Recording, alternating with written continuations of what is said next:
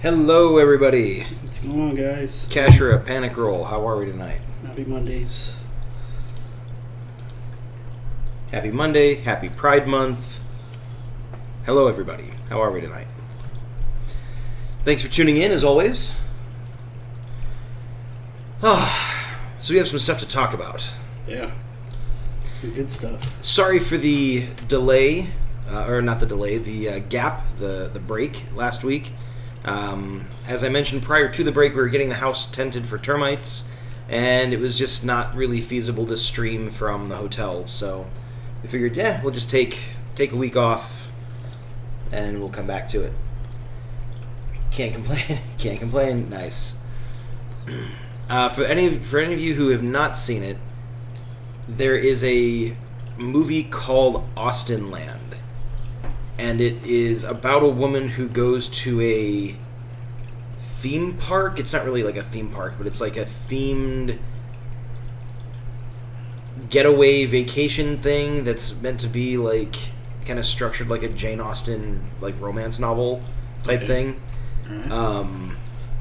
And one of the actors at the theme park or whatever it's called, he's a fairly buff looking black guy. And there's this one point where he's talking with one of the other actors. And it's like, oh, how are you doing? He goes, oh, can't complain. And he makes his pecs jump when he says it. It's pretty fun. It is a very entertaining movie. Is it Terry Crews? Terry Crews? It's not Terry Crews. Okay, because he always does that. Yeah, he does that a lot. But yeah, it's a funny movie. You should check it out. Anyways.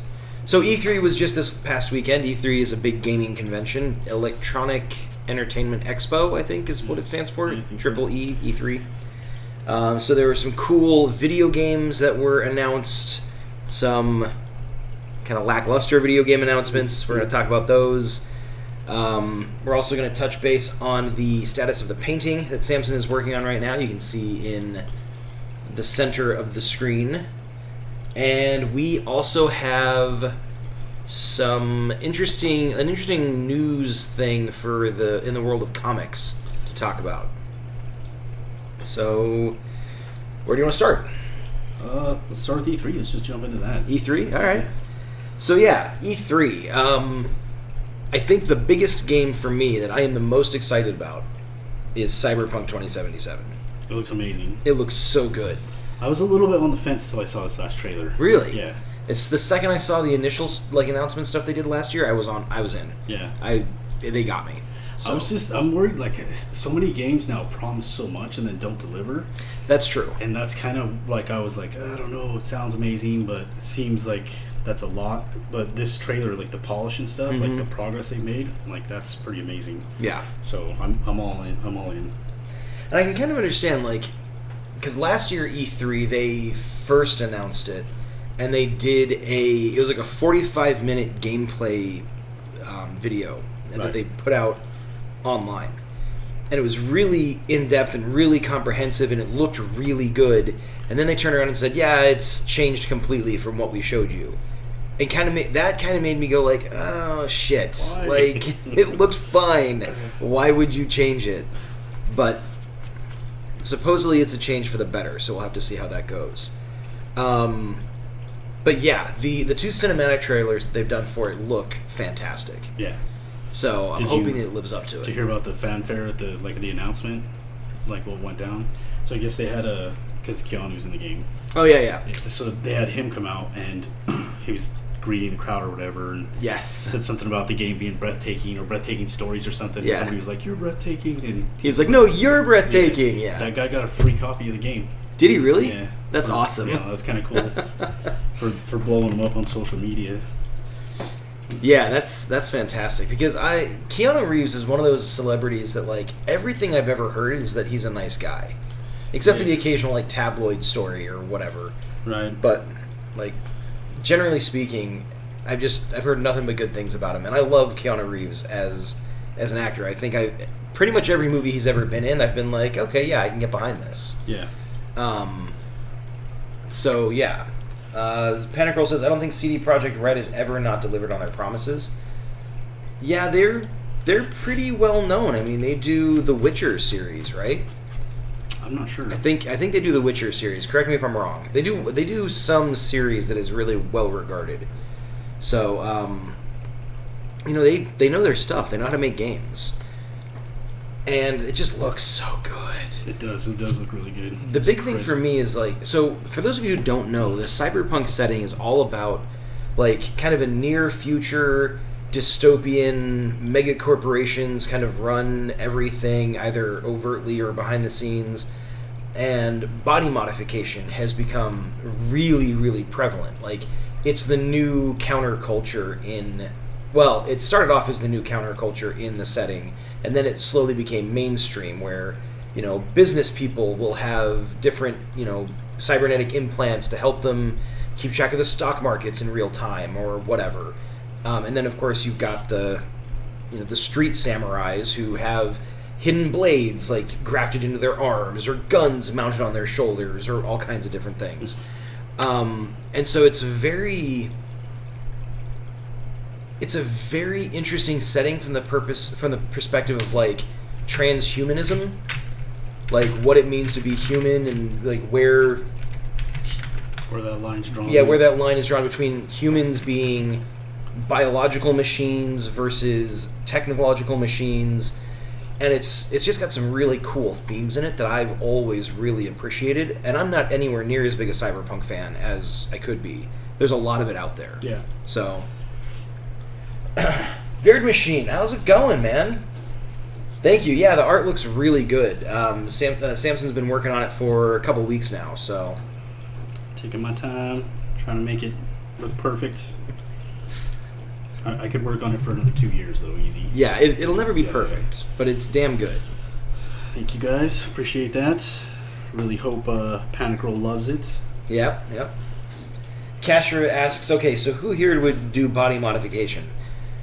I would. Yeah. If the technology was to the point where it was safe to do it, in a heartbeat. I mean, I might be willing to do it if there's a little bit of risk. Yeah, I mean, yeah. These days people go out and they do Botox injections, and there's risk involved with that. So, I mean, it's kind of the same idea as do you undergo this procedure that's purely a choice that you can make? It's not something that you need, right? Even though there's some risk behind it, and I think a lot of people would. Yeah, definitely. So. Yeah, I definitely wouldn't do it for aesthetic purposes because I'm so beautiful already. I am. But the utility of it would be amazing. Who doesn't want a sword in their arm? Right. You know what I mean? Yeah, I would do that one just because it's cool. Yeah. Just be check this out. Okay, putting it away. All right, Varied Machine, I'm going to go ahead and I'm going to allow this comment.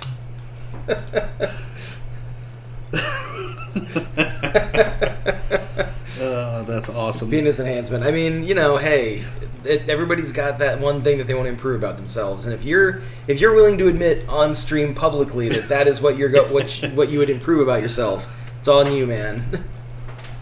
That's awesome. But no, I seriously, and I say that jokingly, but the truth of the matter is, the idea of body modification goes beyond just what's cool or what's trendy or and it literally goes into the idea of helping people be who they want to be. Yeah.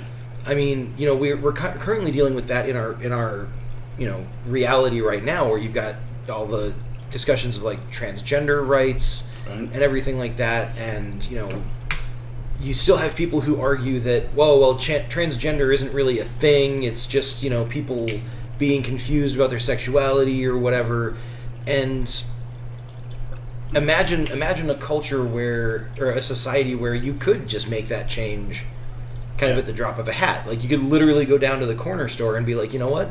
This week I'm this. I feel like I've always been meant to be a woman, and I'd like to make that change. Yeah. I mean, that's kind of cool. That would be awesome, actually. I think it would do a lot for people confidence-wise, and their mental well-being would be amazing to be able to fix something that easy. Yeah. But I mean, just think about obviously that would be great and all that stuff too, but imagine having an eyeball that was built-in GPS. Yeah. Something as simple as that would be amazing to have. Actually, it's odd you say that, because Varied Machine just said, in all seriousness, an enhanced smart eye would be the next level enhancement for the intellectual. And yeah, Like something that you could control with just like minute movements of your eyeball and blinks, that you could bring up all kinds of different information. Yeah. You know, I mean, that could be huge. Oh yeah. The thing that you have to take into consideration, though, kind of the downside of it, or one of the downsides, is the idea of like the wealth gap. Right. You know, people who are able to afford modifications are able to afford modifications that make them yet more successful and give them more of an advantage in society. Whereas people who are already disadvantaged have less ability to do that. Right. And it would definitely be the case for sure. Right. Yeah.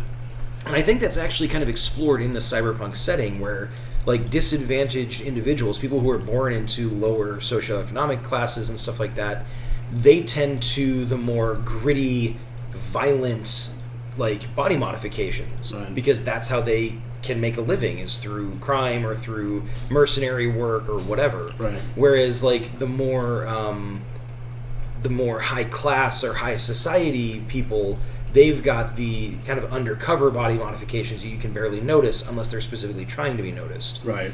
And so it definitely kind of is another dividing line thing. And of course it raises questions of like, well, what about sports? Do you have a league for not unmodified people versus a league for modified people? And how much is the integrity of the sport maintained if you have people who are not in the best of shape but are modified to be able to compete with other people who have worked for it? Right. Like, kind of where's the integrity maintained there? Yeah, I get that. But I mean, look, we have sports now, and that's not the case. There's no even playing field. Yeah. I mean, if you think there is, you're crazy. Like, oh yeah, because there are definitely people out there who are using steroids and things like that. Or like even something as simple as like LASIK eye surgery. Look at Tiger Woods got that, and he had better than 20/20 vision. That's kind of insane. Like his whole game is being able his depth perception. Like, that's kind of some of us were born with better than 20/20 vision. Nice. Varied Machine says the wealth gap scares me because the rich might abuse it against the less fortunate. 100%. Yeah, there's no might about that at all. That's happening. Yeah, and I think it's true kind of no matter what setting you look at. Even in our reality right now, in society today, there are people who are more than happy to abuse their wealth in order to get what they think, one, they deserve or are owed, and two, whatever they think is going to help them get ahead. Just look at the college admissions scandal here in the States recently, where people were just throwing money at this coach, I think, in order for him to help pad like applications to get into Ivy League or you know, not necessarily Ivy League, but well-regarded schools. Yeah. I think there was one couple in China who spent they paid like $2 million to get their daughter into one of those schools. That's crazy. Like how many other families can say, well, you know, we've got to throw some money at it, so let's go ahead and let's bribe someone for $2 million. Let's go put another wing on the library. Yeah, it's crazy. Insane. And that's the other thing is, if you want to talk about the wage or the wealth gap and you know that particular scandal, there are plenty of socially acceptable ways of buying your way to success. I mean, you just donate a bunch of money for another wing of the library, or you know, another science hall, or whatever the hell it happens to be, and they're not going to turn around and say, "Oh, hey, Mr. Big Spender, we're not going to let your daughter into our college because she didn't do very well on her entrance exams." Mm. Like, no college in the world is going to do that because the system is flawed. Mm. So yeah, it's obviously the world of cyberpunk poses some real possible issues from a social perspective, but I think that's one of the things that makes it so compelling is that it gives you a venue to talk about those things in a way that most video game players and nerds will care about. Yeah. Because a lot of times in today's day and age, it's like, yeah, but what are we going to do about that? Or you even have some people who look at it and go, it's not really that big of an issue. But suddenly you put them in an RPG where their character is going against, people who have all this money and can just buy their way out of various situations, and they will fight tooth and nail to overthrow this organization. Because it's evil and it's wrong. It's like, well, then apply that to real life a little. Yeah, definitely. Anyways. I actually love Casper's point though about the hacking. Oh, I missed that. That's something you would have to consider because anything linked to your like mind would be kind of scary. Like I was saying, the GPS earlier, maybe not. Maybe not. That's a good point. And actually, Kashra, thank you very much for pointing out her comment there because I missed that. But I was playing another game called Mankind or Deus Ex Mankind Divided. Yeah. Not the most recent one that came out, but the one before that. And in that particular in that game, spoiler alert for a game that came out like 10 years ago, but there is a scene where or there's a segment where the people who control all the augmentations, because it's kind of body modifications, cyberpunk-esque, the companies that control these body modifications have basically started programming in a kill switch to turn them off like en masse and make people kind of go crazy. And so they program this in, and at one point during the game, if you go in and you get your chip upgraded, then you're subjected to that particular thing. When that triggers in the game, and it takes away all your modifications and stuff like that, and you have to fight the next boss fight or two, like basically with no extra tools. I was lucky enough that I forgot to go upgrade my chip before that happened, and so I didn't know anything weird about it until my buddy Eric told me after the fact. So that is a possibility of like having all these modifications and then just having them like remotely controlled by someone else, someone who has, bad intentions. It's not a great movie. I don't know how old it is, but it's called Repo Man. You ever seen that with Jude Law? It's based off of Repo the Genetic Opera, I think is what it's called, yeah. Okay, yeah, where they basically, somebody can't afford their kidney no more, so they come take it back. Like, I could imagine something like that happening with, you replace your arm. Well, they're not keeping your arm for you. Yeah. Like, if they're coming back to get that arm, now you don't have one. That's kind of crazy. That's a good point, too. You run into these problems of, like, loan sharks and stuff like that. Like, if the only way you can survive is by buying a, cybernetic heart, but then you can't make the payments on that cybernetic heart, well, what the hell happens at that point? So, and Bird Machine brings up a good point. What about surrogates? So, I'd like you to specify a little bit more what you mean by that, Bird Machine, because I think it's an interesting point. I wonder if he's talking about the movie or the comic. There's like a movie based on a comic, has Bruce Willis in it. Oh, okay. I wonder if that's what he's talking about.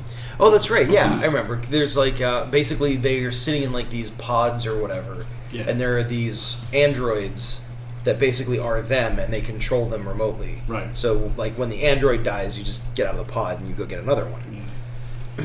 So that's an interesting concept. Actually, that reminds me very much of the recent Netflix sci-fi show Altered Carbon, where basically people can be swapped from one body to another, and they call bodies sleeves. Like they literally aren't bodies anymore; they're objectified into sleeves.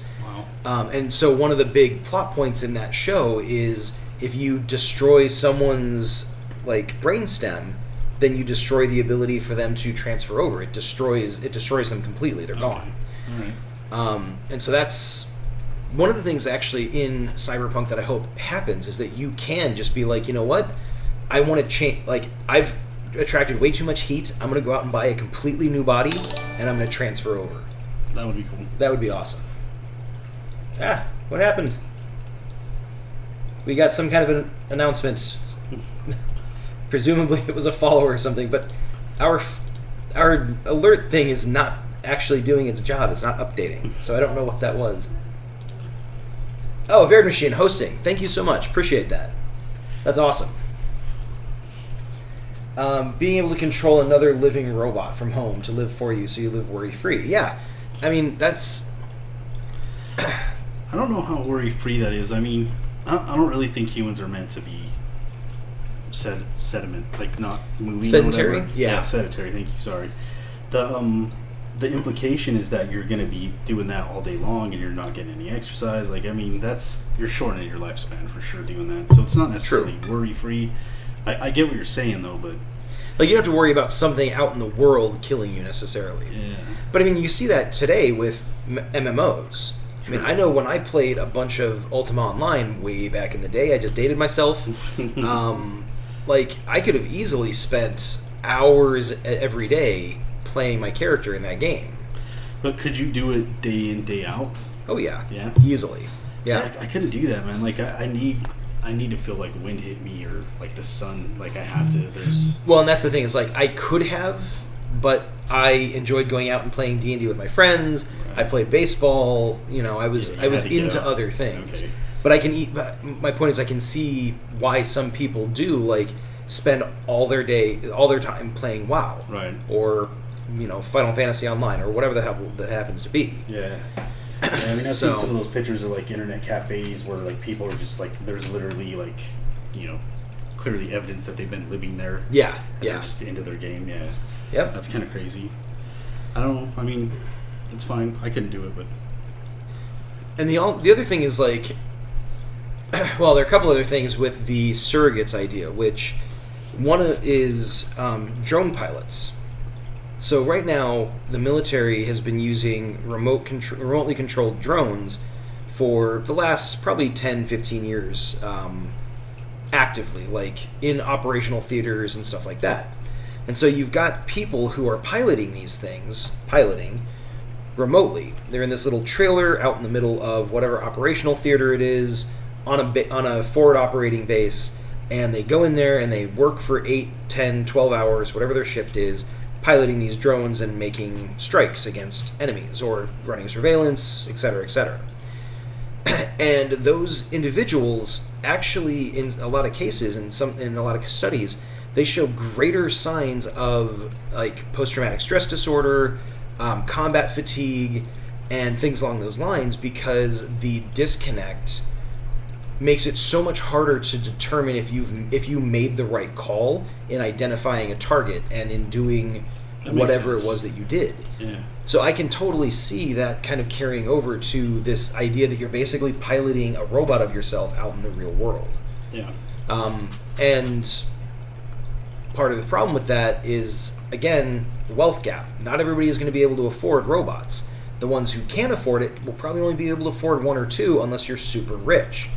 So you get people who already have an insulation against consequences based on their money, suddenly having this version of themselves that is a robot, so it's probably faster and stronger, that can go out and just do whatever the hell it wants. Yeah. And they can just buy another robot, and if they get in trouble with the law, they can just pay their way out of it, because society has said for hundreds of years now that you can do that. So it's definitely something that brings a lot of problems to the foreground. Definitely, yeah. What if when your body dies, your mind is still functioning just in a new robotic body, so you can essentially live forever? Yeah, and that's another thing. You've got this idea that, you know, a lot of people with lots of money, they pay for all kinds of different treatments to, you know, to not age or to live as long as they possibly can.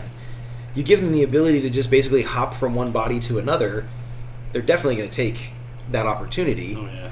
And actually, Altered Carbon, the Netflix show, highlights this really well. And you basically have this guy who's in charge of this, you know, financial empire, and he's been alive for hundreds of years, and his kids never get their inheritance. He basically just keeps growing his empire and doing whatever he's doing, because every time he dies, he just comes back in a new body. Yeah. And it's like, at that point, people who already have that level of money, there's nothing that can prevent, there's nothing that can allow for new blood to come in and, you know, change up society and shake things up and be like, hey, I've got this idea for a new way to do business in this industry and things like that. Yeah. So, yeah. I don't know. It's all a very interesting topic. I kind of ran away with that. Sorry. No, I think it's all... I love talking about that kind of stuff. It's just crazy thinking about it, that's all. Yeah, it is. So many possibilities. But the game does look awesome. I'm super excited about it. And I can't wait for that to come out. But the game that I'm most excited about is Borderlands 3. Huge Borderlands 2 fan. I happen to think it's probably the greatest game ever made. It's not my favorite game, but it's got like every check mark that you should hit in game. Like they nailed it. Yeah. And it's flawless. It's got one of the best villains I've ever seen in a video game. Handsome Jack. Yeah. Okay. Yeah, and there's moments in it where like seriously I was kind of like tearing up on some of it when I was playing it, and I mean only because I played the first one because it was kind of a continuation of the story or whatever. Yeah. But it was just to me it was a pretty flawless game. So I'm pretty excited about part 3. Let's see what it is though. It's been a while. It's been like 10 years, so who knows if it's gonna hold up still or. That's true. Yeah. Yeah, my experience with the Borderlands series is I started to play the first one with a buddy of mine way back when it came out, but he'd already played through it. So my entire experience with the game was me going to talk to an NPC to find out what the story was, and him going, "Don't worry about that, just come with me and let's go run over here." And we just did that for an hour, and I finally was just like, "I'm done. I'm not interested." And I haven't picked up the Borderlands game since then because I get that. Yeah, that's just as bad as somebody spoiling a movie. Like, what the hell? Yeah. There's no reason for me to be here. Yeah. I will say though that Borderlands 3 looks kind of good, so I might check that one out. Yeah. Just to see what it's all about. So my buddy Eric actually, I watched a lot of the E3 announcements with him yesterday. Yeah. And he said if I pick it up, he'll play through it with me, and that's the way I like to play those games. They're clearly meant for co-op, like multiplayer, and so his playstyle is much more like mine. Like explore the area, talk to everybody, figure out what's going on. It's less about the shooty, more about the talky. Yeah, that's one of the greatest things about that game is like every little thing. Like you pick up loot, there's like a random box hidden around a corner, and it's there's some bullets in it you need or whatever. But the box will have like a really clever name, and it's like a reference to a movie or something. And like there's so many Easter eggs embedded in that game. It's like I don't know, it's just beautiful. It's fun to go digging through piles of whatever creatures shooting at guard like poo and stuff. It's just a fun game, and the couch co-op is what makes it. Like I wouldn't play that single player. So sorry, Fair Machine says I've been replaying the Handsome collection, and I'm also excited for Borderlands 3.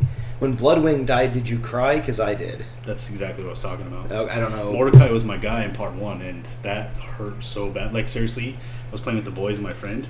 We had to stop the game. Like I was like wrecked from it. Yeah. I like there are games that do that, like Mass Effect 3 for me. Is it 3 or is it 2? I think it's 3, where you basically have to make a choice. Well, it doesn't matter actually.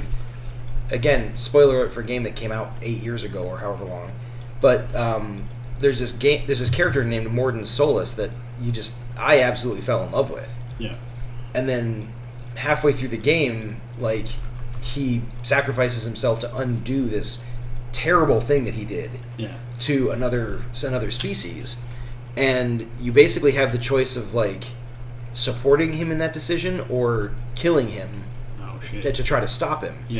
And it's like, obviously I didn't do the second one because I'm not a terrible fucking person, right? But like even supporting him in that and knowing that it was something that he felt was the right thing to do, I was done. I couldn't play the game for a couple of days because it hurt so much. I was mad as hell. I was cussing because the fucked up part about, pardon my French, the part about Borderlands 2 that was really messed up is it. So basically, in part 1, he's kind of like an ability you have. You can he's like a hawk. You can throw him and he attacks people or whatever. And in part 2, he gets stolen from you, and they mutate him, and he becomes this huge monster thing. You have to kill him. Oh, that's the worst part about it. But it's kind of, you kind of have to do it because it's kind of he's clearly in pain and whatever. You know what I mean? You're doing him a favor, right? But it's just fucked up the way it is. It's so bad. I was like, oh. But he is one of the greatest villains because it's not just like that evil thing he does. Like he picks out every person individually and just goes after them. Right. And it's like the way he does it, and it's kind of beautiful. Like it's really good writing. It's really, really good writing. So that's one of the things that I've heard about Borderlands the most is just play Borderlands 2 because you will hate the villain. Oh yeah. You'll love him, but you'll hate him. Yeah. So I mean that's damn good writing when you can get everybody who played the game to be like, oh, I want to kill that guy so hard. So much. Yeah. Hey, Andrew Comics, how's it going, man? Thanks very much for joining tonight. Says, cool Senua portraits. How are we doing? Thank you.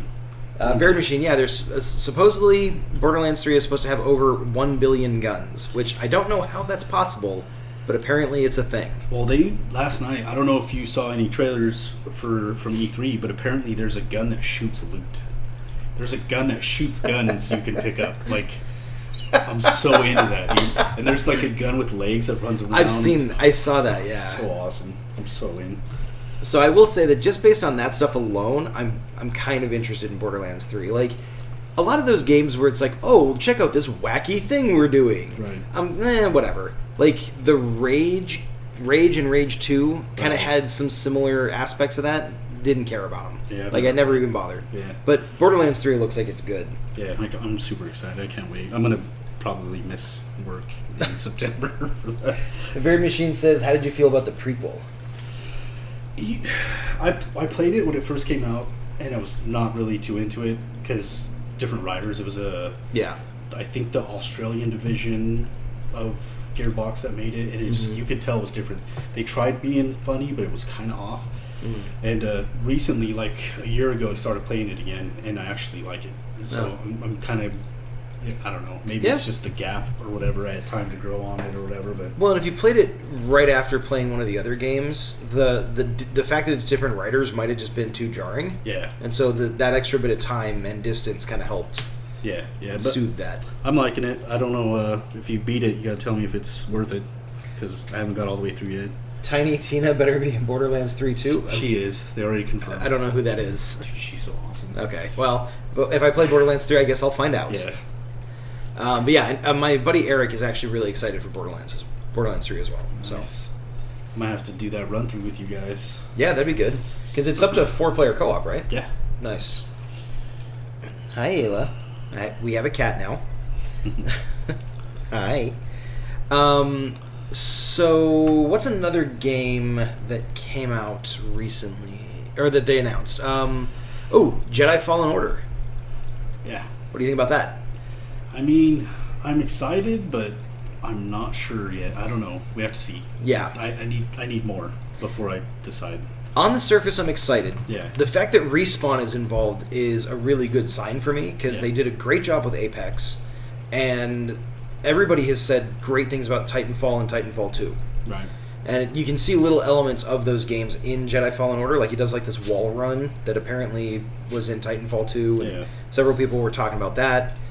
But it's also another EA Star Wars game, and they botched Battlefront 2 so badly that, I think a lot of people are going to be they're going to be hesitant. I don't think EA can recover from that easily.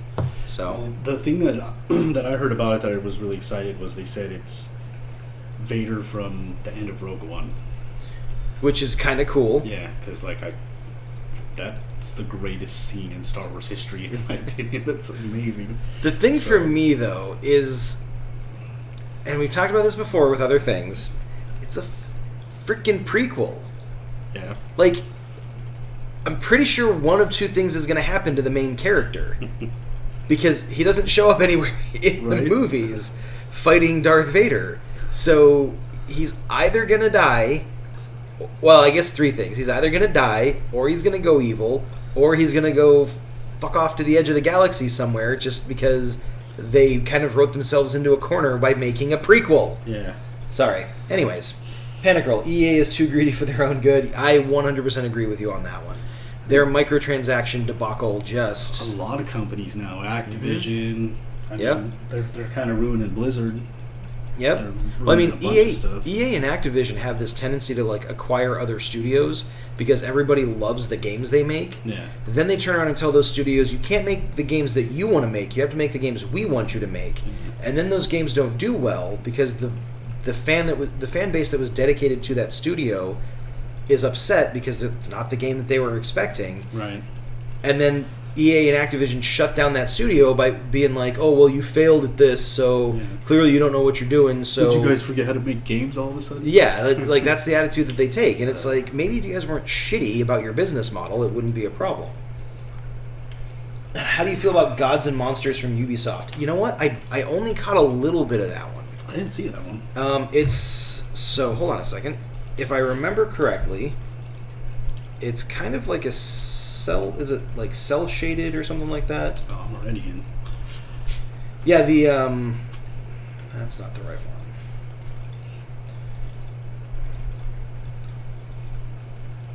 They actually announced a number of things, Ubisoft. They announced the Watch Dogs Legions thing, which I don't particularly care about because I didn't get into the Watch Dogs games to begin with. But the other one... Oh, yeah, so Gods and Monsters. So it was basically... You're playing a young Greek god trying to save Mount Olympus from different monsters. That's a cool premise. I like that. Yeah, that's pretty much all I know about it. I didn't catch the announcement itself. But yeah, Varied Machine says it's visually appealing, and I gotta agree with that. The visuals on it do look pretty cool. Is it like super realistic looking? No, it's not cartoony, but it's here. There's a still. Oh, okay, yeah, I like that. That is awesome.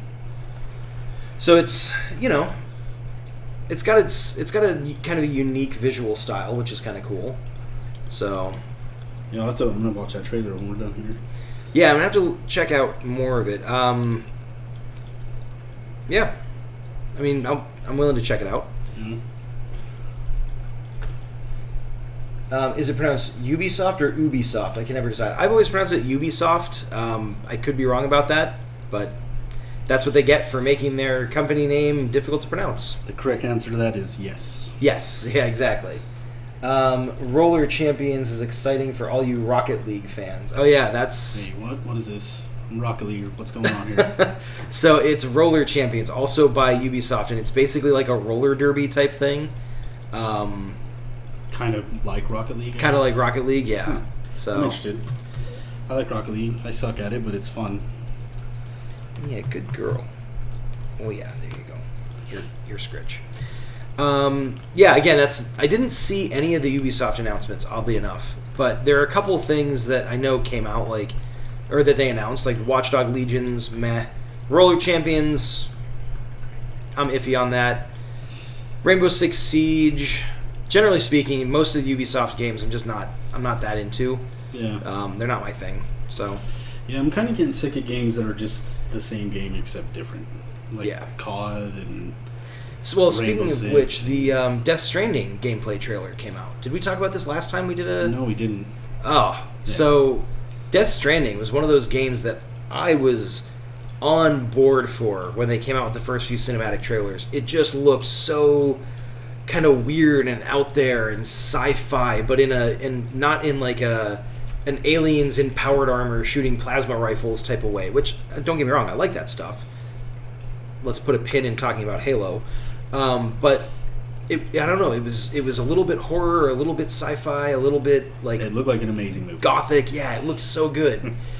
And then the gameplay trailer came out, and I know personally, all I saw was the main character, Norman Reedus, crouching in waist-high grass, sneaking around people, and I lost complete interest in the game. It just looks like Metal Gear Solid. With kind of a cool premise, I'm sure, but if I want the story, I can just watch somebody play it. I don't know. There's a lot of stuff that's come out about the game that makes me still intrigued. And I saw the same trailer. I'm still excited. I'm a little bit more excited. But the thing that's really intriguing is he keeps talking about video games that you play now are played with sticks. Mm-hmm. So in reference to how the game's like AI works with. Yeah. And that this one's supposed to be played with strings. So I'm not sure exactly what that means, but just him saying that and promising some kind of weird revolutionary gameplay is enough to keep me intrigued to at least check it out. Yeah, but isn't he responsible for Metal Gear Solid? Yeah, the same guy. He did all of them. Yeah. This is the same guy who was like, "Oh, there's a perfectly legitimate reason for this sniper lady to be wearing no clothing," and it was bullshit. So I don't know how much I don't subscribe to the cult of Kojima. I think.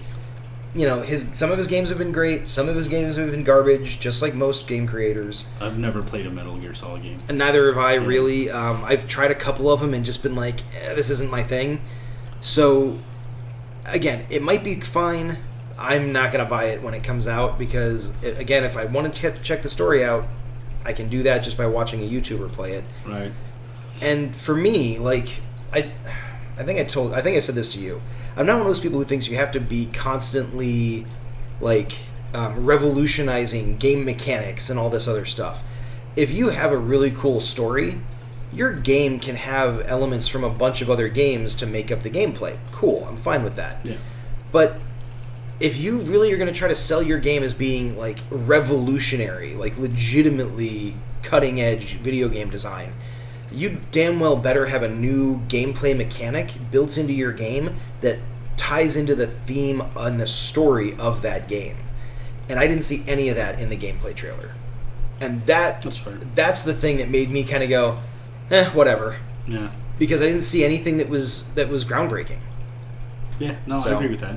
And I think we've talked about this too, just in terms of video games, in just everything in general. I hate escort missions. Cannot stand escort. Like, they're the worst mechanic ever built into anything. Like, I can't even stand watching a movie where that shit's happening. Right. It just drives me nuts.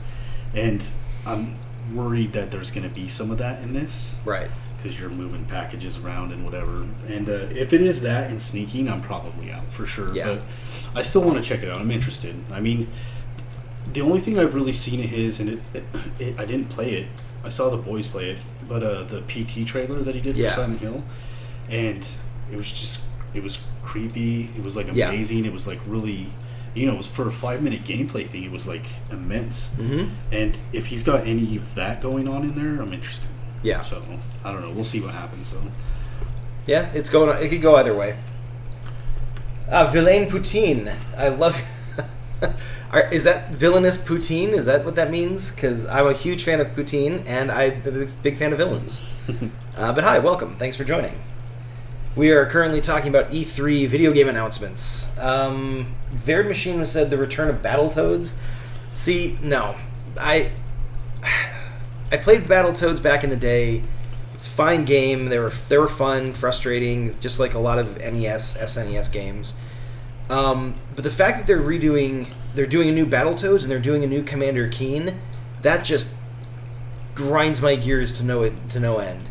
Those games were great for the platforms that they were on. There's no need to be using new gen technology for those to like revive those games. I don't know that there was that huge a call for them. Right. To let them die, come up with something new. That's my thing. Unless you're going to give me the Battletoads Ninja Turtles crossover game that I always wanted as a kid. In which case, have all the money in the world. That's funny. Yeah, I don't see a point in that myself either. I was never really into Battletoads. Villain has different meanings, but in this case it's meant as naughty, so naughty poutine. That's awesome. That's awesome. Poutine is kind of a naughty food. It's delicious, but it's not exactly like, it's not exactly healthy. So, I get you. You saw the drawing, you got intrigued. All right, cool. So actually, Samson? Yeah, so this is for an event that we did a couple weeks ago to raise money for... I'm sorry, I forget World Schizophrenia Day. It's for World Schizophrenia Day, but I can't remember the name of the actual... Brain and Behavior Research Foundation. Well, and so it's from Hellblade: Sensuous Sacrifice, and it's just a little acrylic painting that we're doing up, and we raffled off, and I'm finishing it up because I'm slow. I love how non-specific you got when you got to the actual painting part. You're like, yeah, it's just a little acrylic painting, whatever. It's not a little acrylic painting, man. I mean, it's damn impressive. Be proud of that. Well, I am proud of it, but I'm still not used to amping myself up, I guess. I don't know. I hear you. That's probably one of my biggest failings as a wannabe business owner is like telling people, yeah, you should totally check out my thing because it's worth it. Yeah. I'm just like, yeah, here's a thing, and yeah, okay, bye. Right. It's not the best advertising strategy. Yeah. You're a Spyro fangirl. You played all of them on the PS1 so many times. Still play today on the emulator.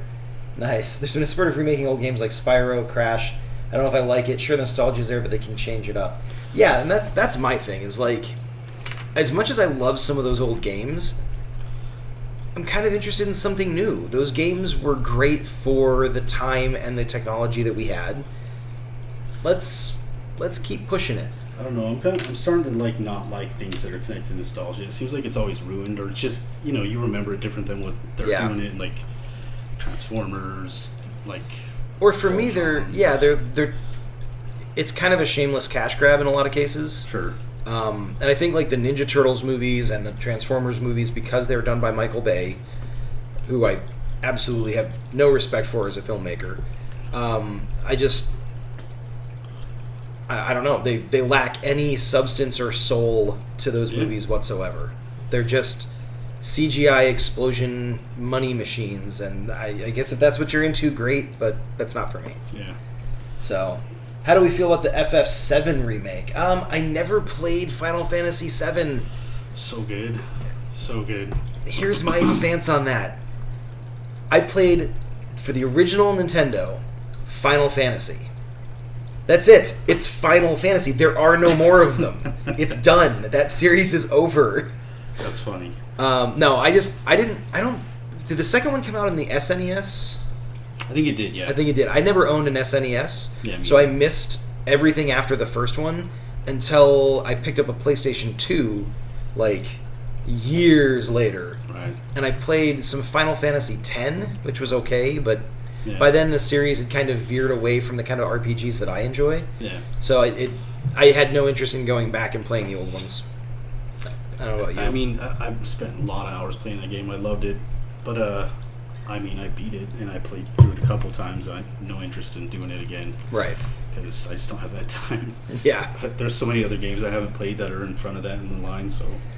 How dare you, Ben, end the stream and go play it? You're not the boss of me, Panic Roll. Only ever played FF13 on Nintendo DS. Yeah, see, I think it's one of those things where it's a series that has so much hype around it. One of two things is going to happen. Well, one of three things is going to happen. You're going to play one of the games and hate it, and you're never going to touch another one. You're going to play the one game that you played and go, yeah, that was fun, and then never touch another one. Or you're going to play the entire series over the course of one weekend. Yeah. Like, you either love the Final Fantasy games or they're just not for you. So, I think for me that's a large part of it is I'm not really into the JRPG style of video games. Right. Some of them have been really good in the past, but they're just not my thing. I just think there's other games that do that better, I think. Yeah. That I like Fire Emblem. And there's like 900 of those things. Right. I would just rather play a different game. Yeah, I see that. I was talking about this the other day, but PlayStation needs to rework and release the PSP. It was so ahead of its time. Start a petition on change.org. Yeah, there you go. Yeah, the PSP apparently was a really good handheld. I never owned one, but a lot of people absolutely loved them. So they were pretty awesome. Yeah. Yeah. I know a lot of people who had them that, I mean, they were kind of Nintendo Switches before, well before the Switch was ever even a gleam in the GameCube's eye or whatever system came out at that time. Right. So, I mean, there's something to be said for that. One sec.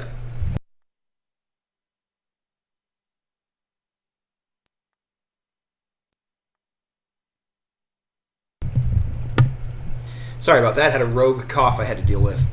But yeah, I don't know. Battletoads, Commander Keen, not really for me. So I'm interested to hear your thoughts on Halo, though. Halo. So, for me, the first Halo game was amazing. I absolutely loved and adored it. What happened? Nothing. I'm seeing things. I thought I saw something fall, like out of the corner of my eye. I did kind of hear something, though. Oh, Ayla's over there chewing on something, or playing with something, so that's probably what I heard. Anyways. So, the first Halo game was great. The music, like that, dun-dun-dun-dun, like, I can't do the full tune, but, like, just that first opening few notes gets me every time.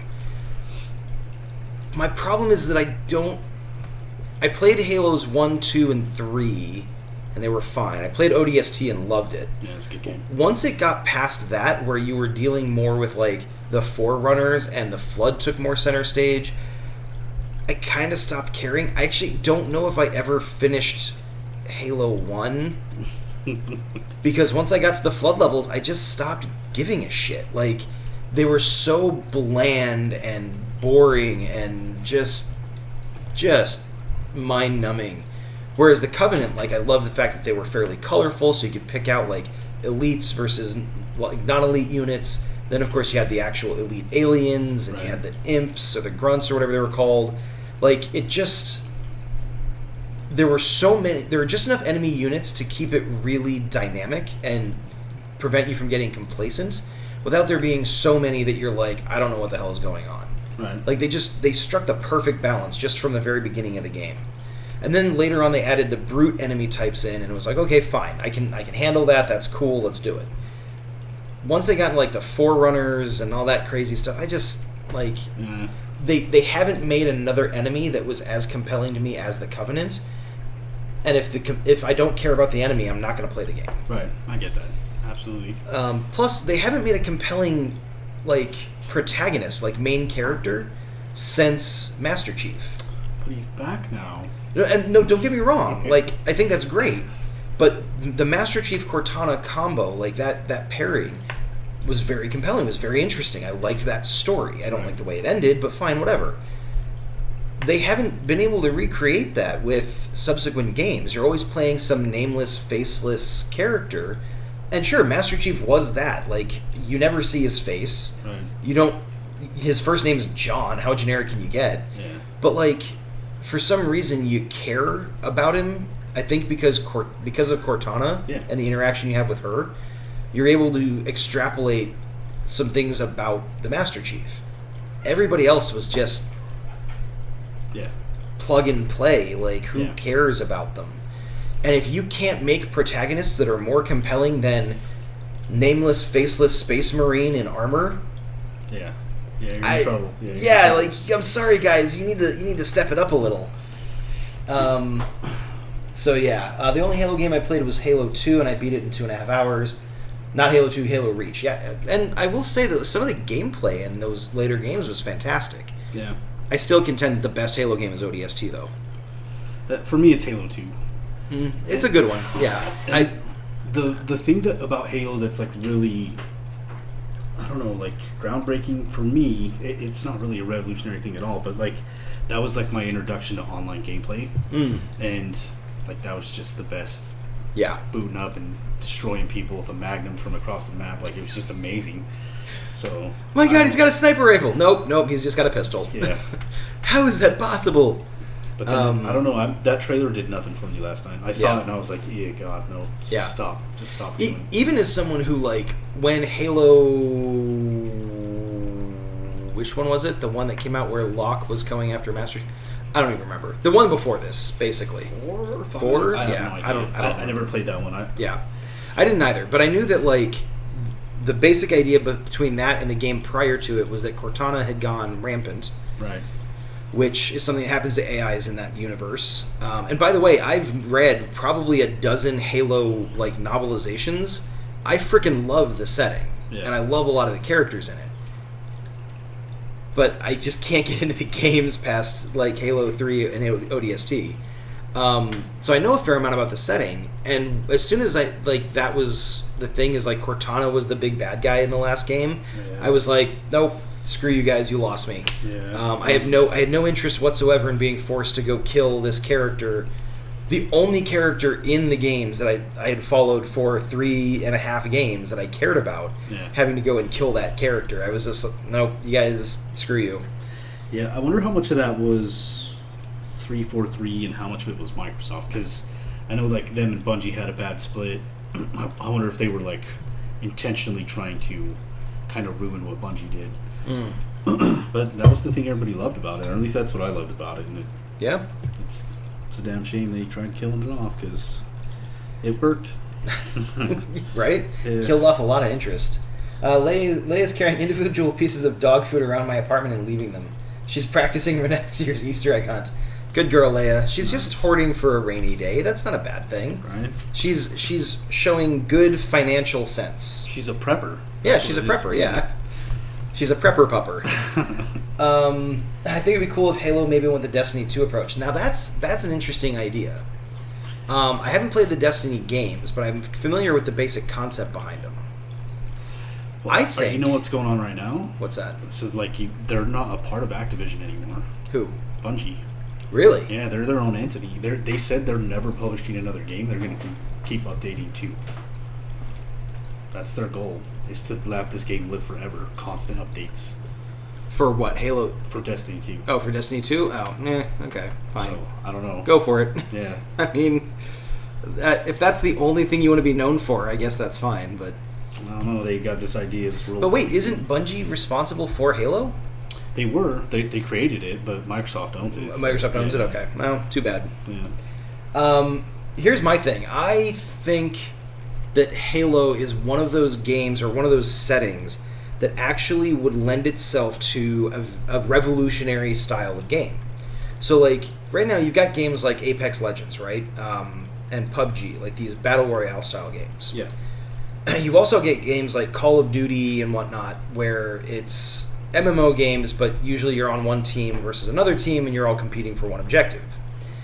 I think you could do some really cool stuff with Halo where you actually have like an online multiplayer campaign where you're trying to compete for different worlds. And so you can basically jump in and say, you know what, I want to be on the human side, or I want to be on the Covenant side, fighting over this world, and you jump in a team of 3 or 4 people, and it would be a game where you've got multiple, secondary objectives, all of which go towards containing the bigger objective.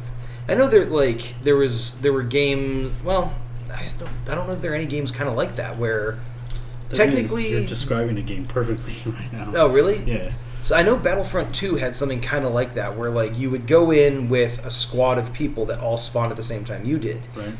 But there was no squad specific communication the way there is in like Apex. Right. And so as a result, people just would kind of scatter and go off and do their own things and try to capture this objective, or they'd go try to capture this objective, and yada yada yada. So, I mean, to me, one that has more cohesive communication within the squad would be really cool, because you could basically be like, okay, our squad is going to go deal with this objective, and all the other squads could go do whatever they're going to do. I don't know. I think that sounds kind of interesting to me. What game is it that I'm describing exactly? Well, it wouldn't be exactly like that, but there's a game called Helldivers. Have you ever heard of that? Mm-hmm. So it's like a top-down kind of thing. Okay. But you all land in at the same time, and basically you're playing through a campaign to colonize planets. Mm-hmm. There's like cyborgs, bugs, and I don't know, some other thing. And you're trying to, basically, everything you do, complete an objective, goes towards the total, like the whole community, to conquer planets. And if people stop playing, like the planets will fight back. So there's like this constant thing. It's kind of cool, but you all shoot in, you all drop in at the same time, you communicate. There's like a lot of like side objectives and stuff that can be completed. Right. But it is a top-down shooter, but it is pretty fun. It's kind of, it's like over the top. It reminds me of like what is that, Starship Troopers? Like if you were trying to make that into a video game, that's kind of like what it is. Okay. Because it's like over the top, like, freedom. Gotcha. Like, yeah. Okay. But it's fun though. Interesting.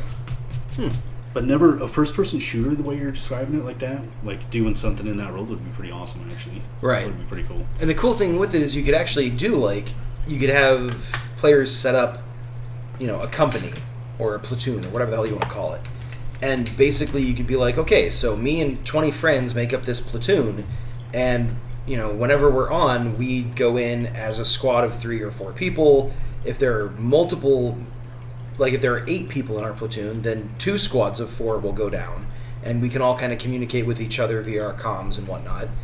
And then you can earn points towards your platoon, but also earn points towards your faction, and earn points towards conquering a particular planet. So there are different layers of kind of incentives for, playing objectives and playing well and playing as part of a team and things like that. And I feel like the technology is getting to the point where you could do a game like that fairly well. And I think it'd be really interesting, especially if you were to take it and pair it with a well-known IP like Halo, which already has that built-in, warfare thing, galactic warfare thing going on. So yeah, that would be pretty cool to do to Halo. I would be interested in playing it again if something like that happened. Yeah.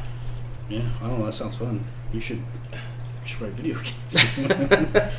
I've got great ideas, but they're probably not feasible to implement unless you're a massive studio. They're making Destiny 2 free to play. Yeah, I heard about that. I mean, that's cool. For all those people who like Destiny, there you go. Speaking of Apex, I played with a USMC veteran the other day, and I've never been yelled at and criticized so much in my life, but he taught me so much about position. That's awesome. That's funny. But yeah, I could see that. Like, if they went through the actual, like, squad-based training and whatnot, they know what they're talking about, so... Yeah, I made the mistake of going and playing paintball with Marines once. Got decimated. I was going to say, how'd that go? So brutal. Yeah. Oh, it was so bad. Even as a former corpsman, I did a little bit of squad-based tactics training. I didn't do nearly enough of it to be able to, like, confidently say, yeah, I'll go play paintball with some Marines. He got 26 kills? Holy crap, that's insane. He killed almost half the player base by himself. Nice. I'm assuming you won that match? Ben and Samson, let's go paintball. No, panic roll. That is a trap because sick marker. He knows his shit. So I got a nice marker. We should talk because I'm interested. I would actually be down for it. I played paintball before I left for the Navy, actually, in the frozen wilderness of upstate New York. Ugh. It's not a good idea to use paintballs in that kind of weather. Oh god, it hurts so bad. But at least you didn't, like, it didn't pop probably, right? It just bounced off. Which is not as good. I mean, but yeah, I'd be down for it. Yeah. I'd have to get the gear for it, but yeah, I'm down. Let's do it. Yeah. Yeah, we won. I died 4 times. Hey, you know what? It's not about how you got there. It's the fact that you got there. That's the important thing. Yeah, I'll take a carry any day. Yeah, he carried you. That's okay. So yeah. Anyways, are there any other games that anybody wants to ask about? They will rent you the gear. I don't want to use rental gear. That's gross. You don't never know what people have been wearing or if they wash their hands or whatever. No. Marker will jam the whole time. Yeah, I've done that before. Don't do that. Yeah. I'd rather just go out and buy some nice stuff and only use it once because my wife loves it when I do that. But yeah, any other games that anybody wants to talk about? I feel like there was Doom Eternal was announced. That's okay. Might be interesting, might not. PlayStation, oddly enough, sat out this one, so they didn't really announce anything. Yeah, that's kind of a weird decision to me. Yeah. They're abstaining from this because they're doing kind of their own thing at some point.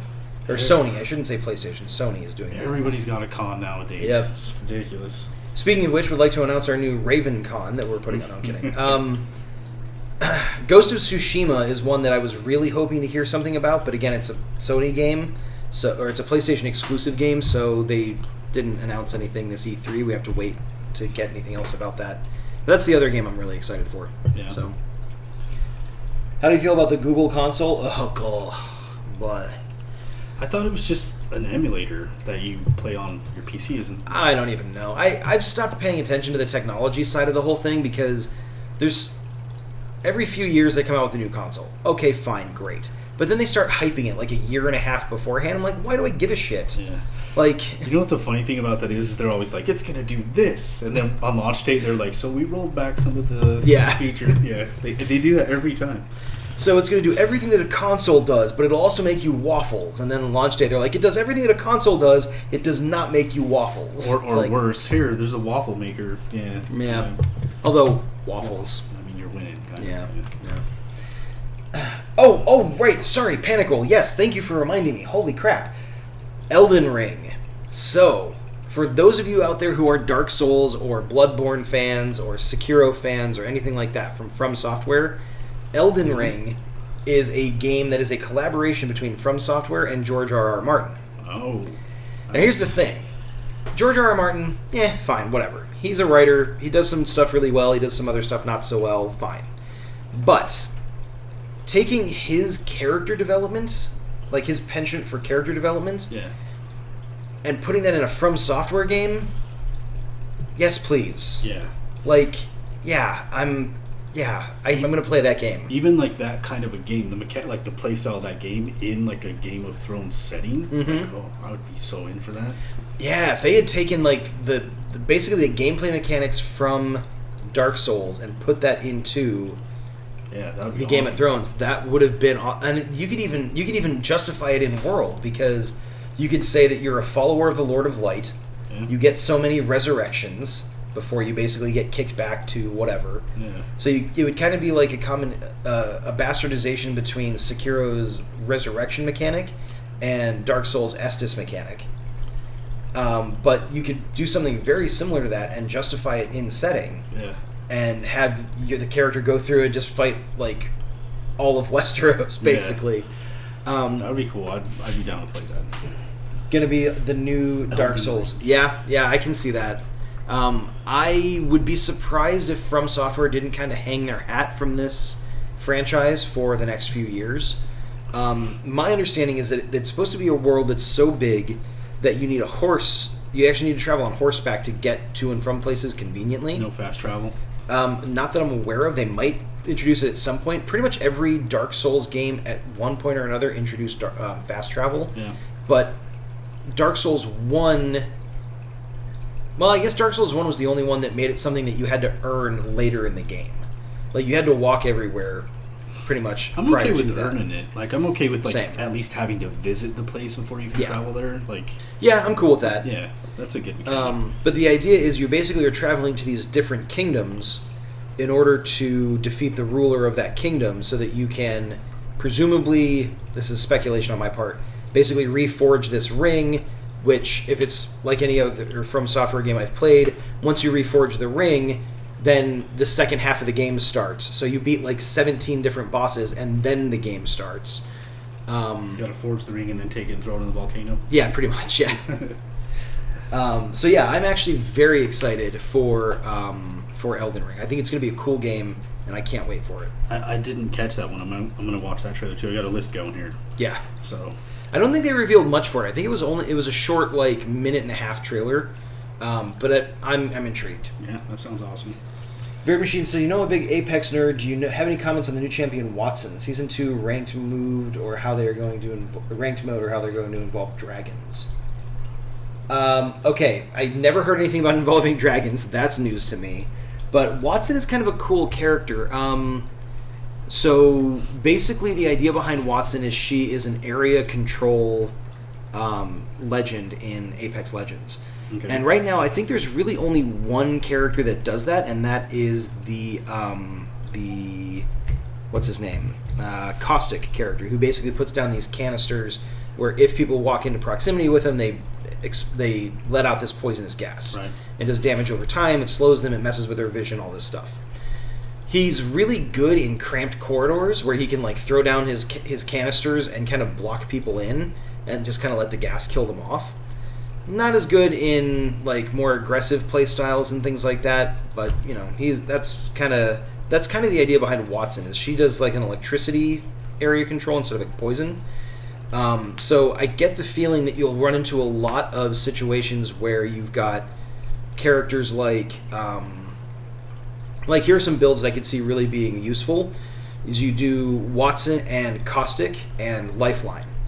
So you basically hole up in a building and you toss down your area of effect things, and Lifeline just tosses down heals and kind of keeps you alive. Yeah, it's a very defensive kind of like bunker style of play, but I can see that being at least attempted in the new meta. And I hate that word, meta, but I can see it being a thing. Alternatively, I could see doing things like Watson and Caustic and a Wraith, who has the ability to create portals that her teammates can use. So I could totally see them like hunkering down, tossing their stuff, catching people in the trap, and then using Wraith to bail if they get surrounded or whatever. Yeah. So I mean, like I could see a couple different play styles with it. Yeah. I think it's cool. I don't know the specifics on her tactical versus ultimate abilities, so I can't, or her passive ability even, so I can't speak too much. But I think it's an interesting idea. Don't know how they're going to incorporate that in the meta. Yeah, right now Apex is stuck in this third-party meta, which is expected for battle royales, but it's so annoying. I can agree with that. I hate getting third-partied, like, especially when I've got a good game going. I'm going to engage this other team. I've thought of everything. Like I've got the elevation, I've got the positioning, I've got the ammo. My teammates on a roll. and we kind of move in and we surround and we start to engage this other team. We're killing them, and then another team shows up out of nowhere and they just they huck a bunch of grenades. They throw in an airstrike, and it's like, damn it. Yeah. So, but I mean, it is what it is. So it'll be interesting to see how this legend shakes it up. And I'd be really surprised if they only added this one legend. It seems like it's been a while. Well, I guess it hasn't really been that long. The game's been out less than a year, and they've already added one character that wasn't there on launch. So, Panic Roll Samson, how many hours would you say you've spent on this?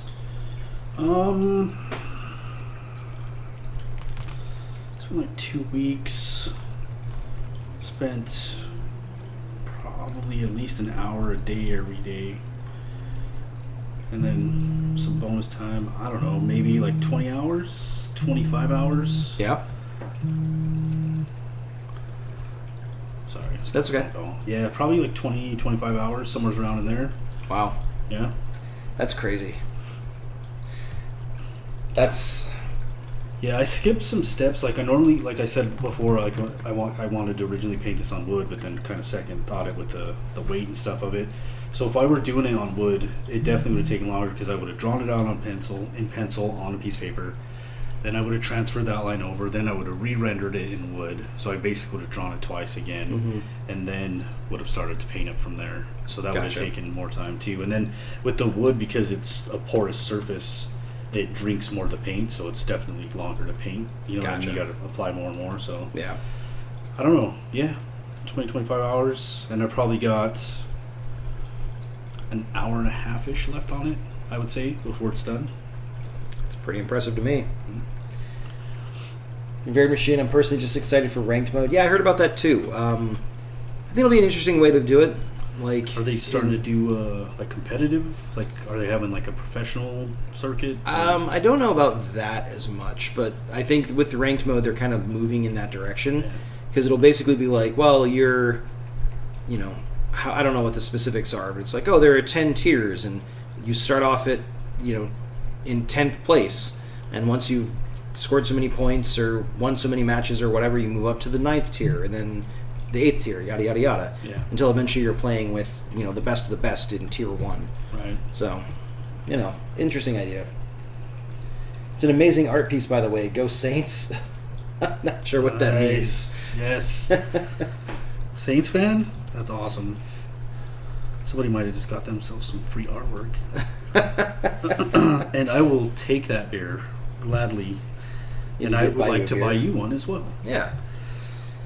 Go out for ramen and beer at some point, because I don't drink beer, but I can eat the extra calories from the beer in ramen, so I'm good with that.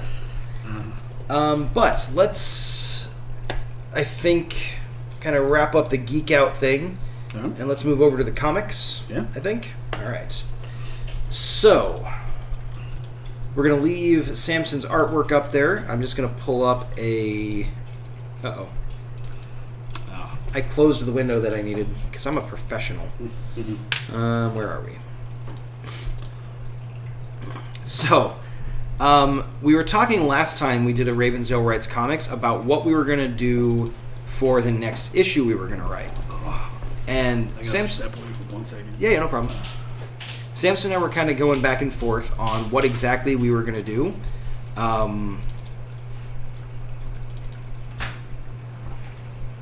I think we've made a decision. I have a couple things that I am like, that I really want to work on, but I think I know what we're going to work on next, is basically the long and the short of it. So you know how I was saying I didn't want to write the first issue before the stream started? Change your mind. So I didn't write the whole thing, obviously, but I may have gone through and just kind of paced out the different pages for what I want to have happen. So we're going to have to review that at some point. Okay. And I don't know, maybe we'll talk about that here tonight, maybe we won't. I'm excited for comic time. Yes, comics. Was it me and you that were discussing the Potato Arms game? I think so. They're going in a League of Legends way, ranked mode-wise, and also bringing in lore, which I love about League of Legends.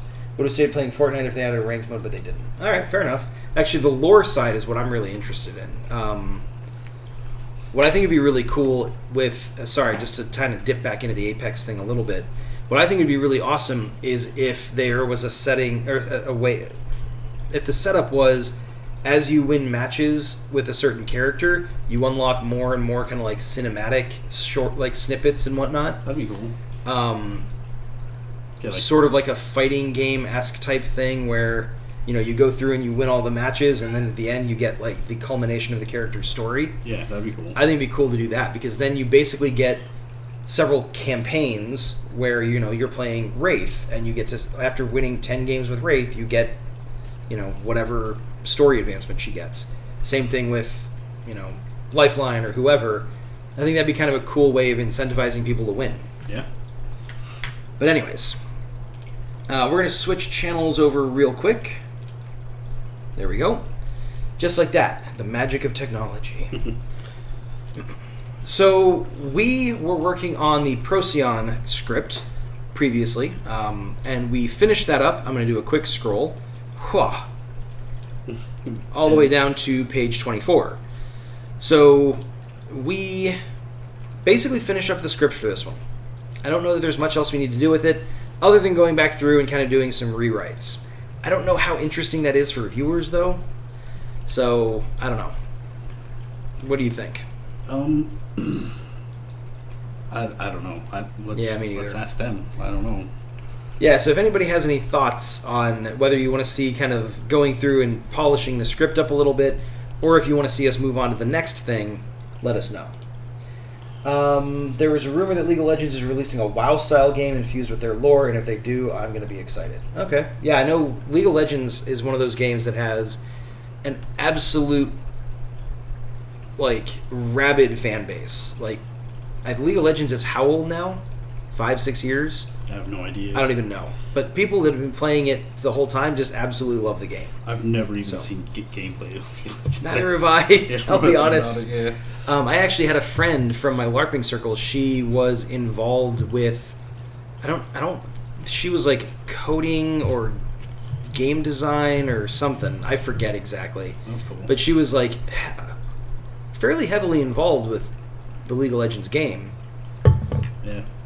You're awesome. Anytime she would talk work stuff, I would just be like, cool. I don't know what that means, but okay. That's funny. League is 10 years old, and Varied Machine's been playing it for 9. Interesting. That's crazy. That's good legs for a game. That's yeah, crazy. Seriously. To have that kind of a fan base, that's like StarCraft almost. All right, so Panic Roll says, I say do the revising. It would be cool to see start to finish. And then Varied Machine says, I haven't been here for this comic. Would love to hear the synopsis behind it or the backstory. All right, cool. So my screen decided not to cooperate. So the idea behind this is Samson and I are big fans of classic kind of superhero style comics. Would you say Silver Age is the right description? Yeah. Yeah, kind of Silver Age comics.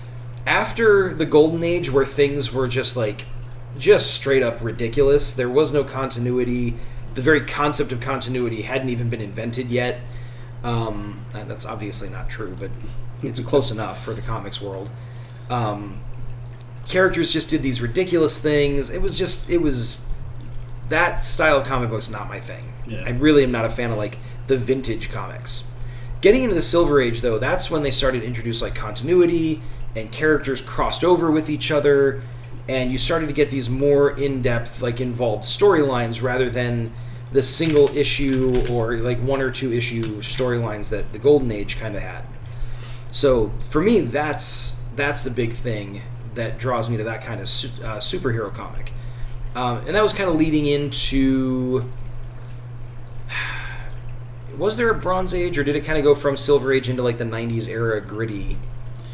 Yeah, I don't even know you'd call it modern era. Yeah, I guess. modern era. Yeah, it was golden, then silver, then whatever, gritty '90s. Yeah, whatever that is. Yeah. Be back in a few. Leia needs to go out. Also, sorry I keep bringing up League, but they're never going to die. The World's Tournament had more viewers than the Super Bowl. Yeah, that's true. That's crazy. Yeah, that's pretty awesome. I did know that. But esports in general has just become a much bigger thing now. So they show it on ESPN. Yeah, it's awesome. Yeah. So it's a thing. Take that, NFL.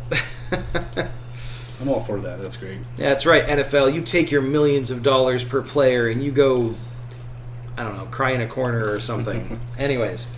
So the idea is when we did our board game called Villains and Henchmen, we started talking about, like, ideas for the characters. Because we came up with, basically the idea was all the characters were archetypes. So, you've got the different types of villains. You've got the brute, the lunatic, the assassin, the mad scientist, and all the heroes. You've got the speedster, the powerhouse, the gadgeteer, all the classic superhero archetypes that you get in comics kind of universally.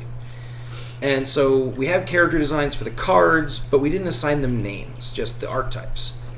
Once the game got close to being finished, Samson and I started kind of talking about, like, okay, well, who is this person? And who is that person? And it eventually grew to the point where we just figured it was time to write a damn comic book because we had all the stuff for it. We just needed to write and draw the thing. Yep. So that's kind of the inspiration we take. Is kind of from that silver age of comics, between the 70s and 80s, basically. Yeah. I think is kind of what we were looking at. So, but the idea here is for Ravensdale Writes Comics, we basically do an origin story issue for one or more of our characters. The first one we decided to focus on was our powerhouse. He's the quote-unquote Superman equivalent, if you'll forgive the comparison, in our setting. His name is Procyon. He is a hero who gets his powers from cosmic sources, and he is fairly young. He's only just gotten into his 20s. It says mid-30s, but we've changed that. And he has basically a reserve of power that he can draw from. And every year on his birthday, this comet passes by Earth and kind of recharges him. But between then, like from one birthday to the next, he basically has to live on a finite amount of energy. And so this first story is kind of him learning what he's capable of, figuring out like what his reserves of energy are, what his limits are, and kind of doing his first super heroic thing. So that's the idea behind the comic. We introduce a couple of villains. Maelstrom is one of them. Another one is named Shatterstone. So you'll get to see those characters a little bit later. But basically the idea is Maelstrom starts this forest fire to serve as a distraction from her going and doing something else. And we don't define what that something else is. That's a plot thread for another day. But she starts this forest fire, and Procyon shows up to try to save people because he's like, I'm a hero, that's what I gotta do. And he tangles with this Shatterstone guy, and then Maelstrom shows up at the end. So those are the story beats that we're going with. I didn't even know you had tabletop games until I went to your website. Excited to buy them both very soon. Thank you very much. That'd be awesome. Villains and Henchmen is definitely the one that's closest to coming out. And we have some other games that we are play testing. They're in the prototype stage. So we're hoping they'll be ready sooner rather than later. But we'll see what happens. Thanks for checking out our website, by the way. We need to revise it. It's gone through a couple iterations. I'm not sure we're super happy with where it is right now.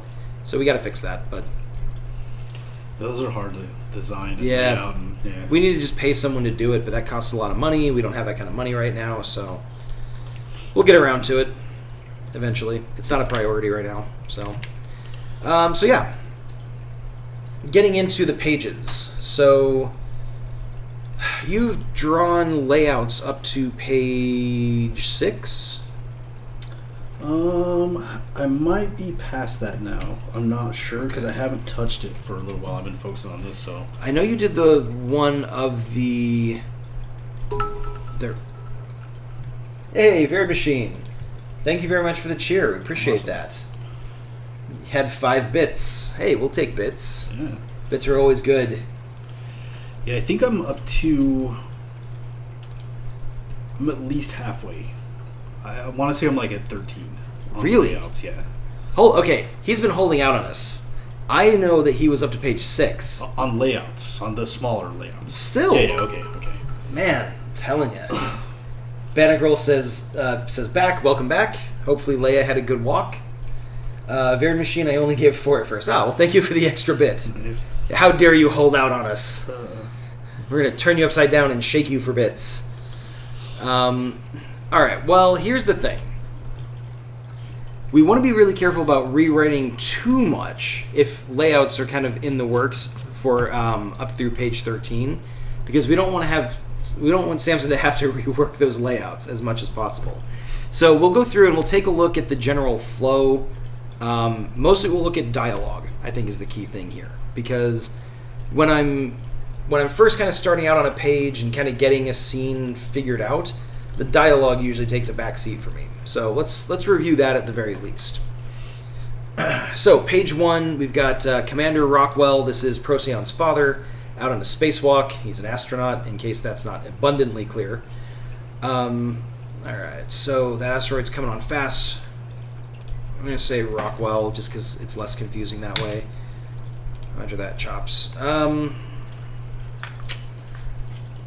think I'm going to leave that, because there's a friend of mine that's been coming out to a lot of different conventions and checking out the game, and his nickname is Chops. So I'm going to leave that in there because it's kind of a bit of a shout-out to him. That's awesome. All right, so just a little banter back and forth between those characters. Really superficial, so I'm going to skip that. We don't need to change anything. All right, so page 2, Comet's coming in. It's going to pass the shuttle. Gets closer and closer. So the shuttle crew says it's going to pass right by us, maybe 20,000 clicks. Rockwell says closer than I'm comfortable with. T-5 will be wrapping up here. I think that's fine. So one thing to keep in mind is as I go through and reread these, I may not make any changes. There may not be any revisions to make because I'm just that good. No, because... Technical question. Yeah. Non-military. Yeah. How far is a click? What is that exactly? It's a kilometer. Okay. So. Okay, that makes sense. Yeah. All right, perfect. Thank you. No problem. I've wondered that for the longest time. I don't know why I never asked before. But... That's just one of those questions that you're like, it's how important is it really? Then you ask when the opportunity comes up. Panic Girl, you mean to tell me he isn't on a spacewalk on Earth? Technically, we're all on spacewalks on Earth. Huh? You can even moonwalk on Earth. Yeah, you can moonwalk on Earth. That's a good point. I can't moonwalk on Earth, but some people can.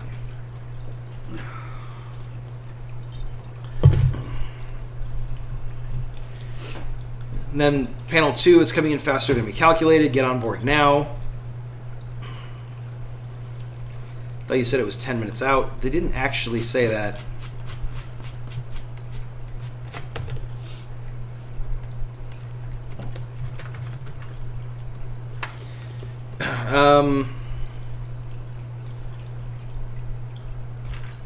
What's the term I'm trying to say here? Because if he's going to say, oh, you said it was 10 minutes out, but they didn't actually say that, that kind of bugs me. So I gotta toss that in somewhere.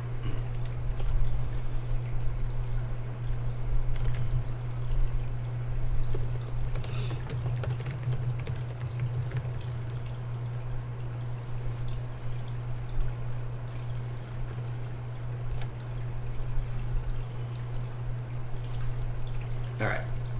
Easy thing to toss in there, approximately 10 minutes out.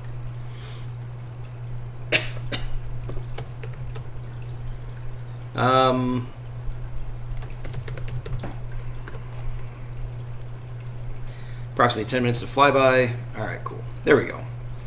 See, that's why we do revisions, or because every once in a while you'll find an inconsistency that you have to fix. All right, so panel 3. I know for a fact you did something for this because it kind of showed like the double vision thing going on. Yeah. One sec.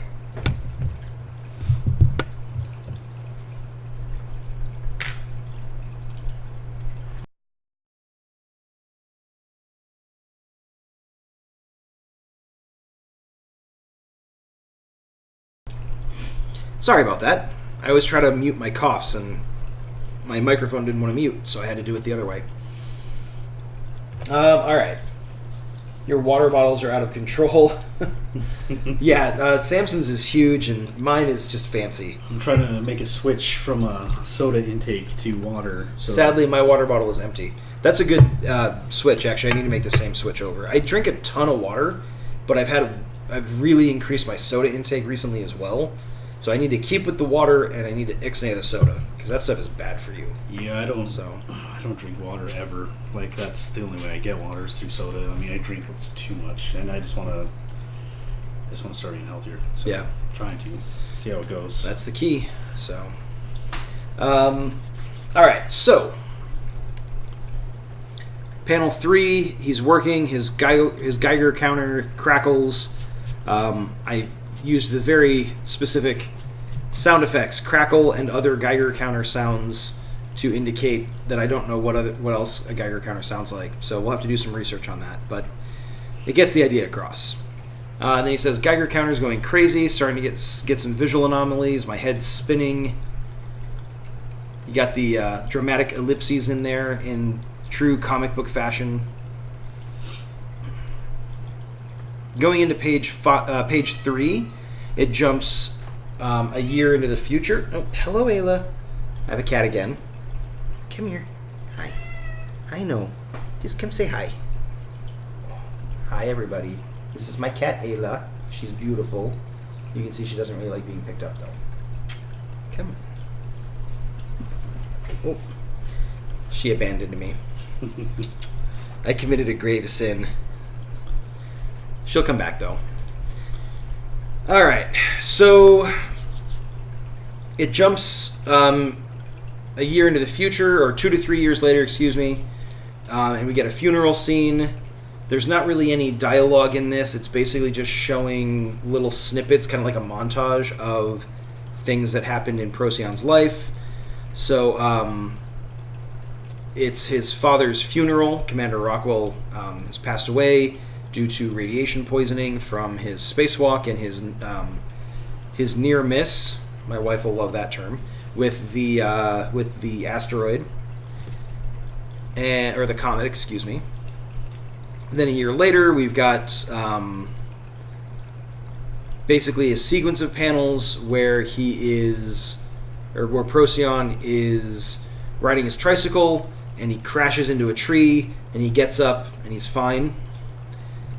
And then page 5, he gets shoved into a locker, and he basically phases through the wall at the back of the locker, indicating that he's got, more powers than just like invulnerability and whatnot. So, trying to use visual explanations for this.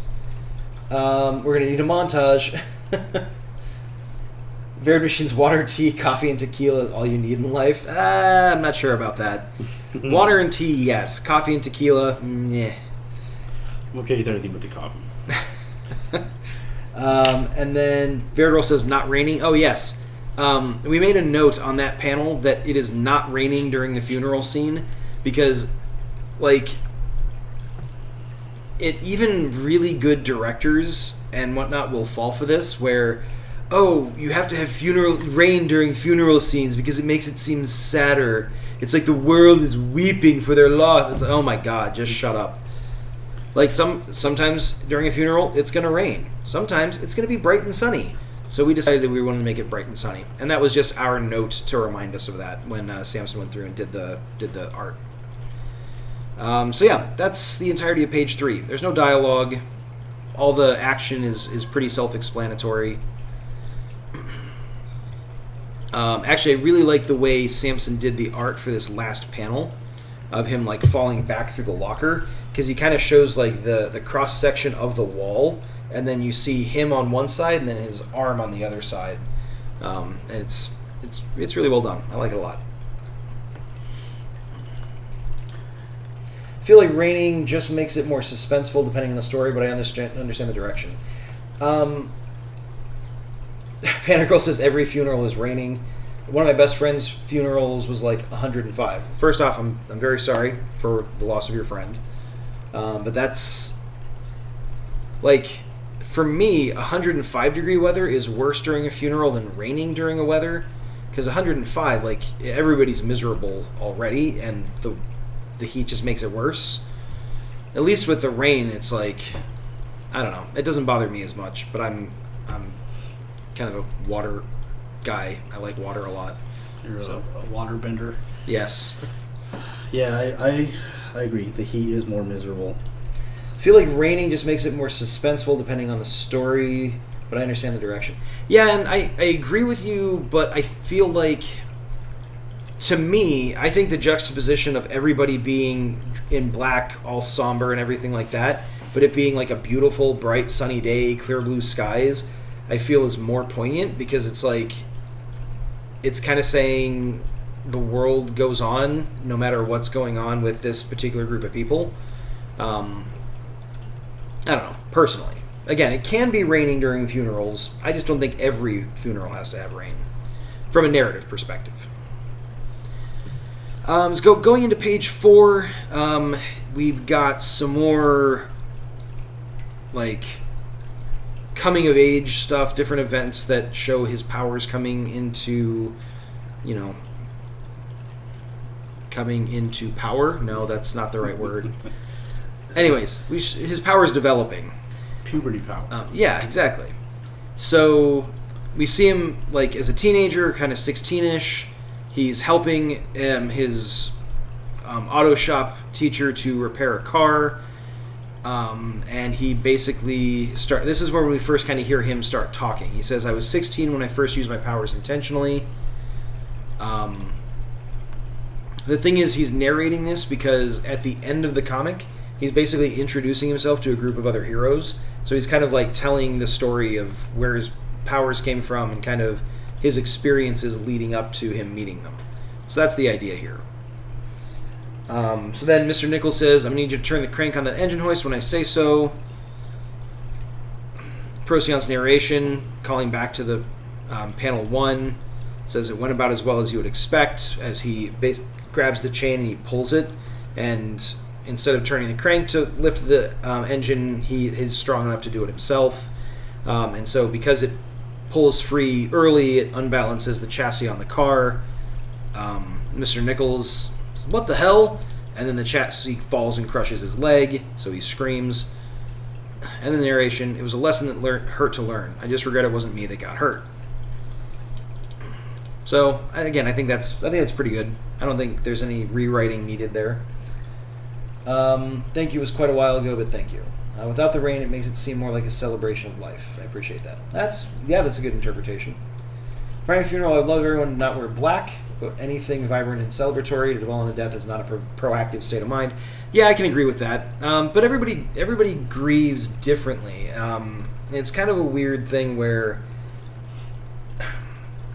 you want to be careful not to tell people how to grieve, because if someone is just in the mindset where they just need that time to cry and be upset, telling them that they have to be happy can actually be really detrimental to the grief process.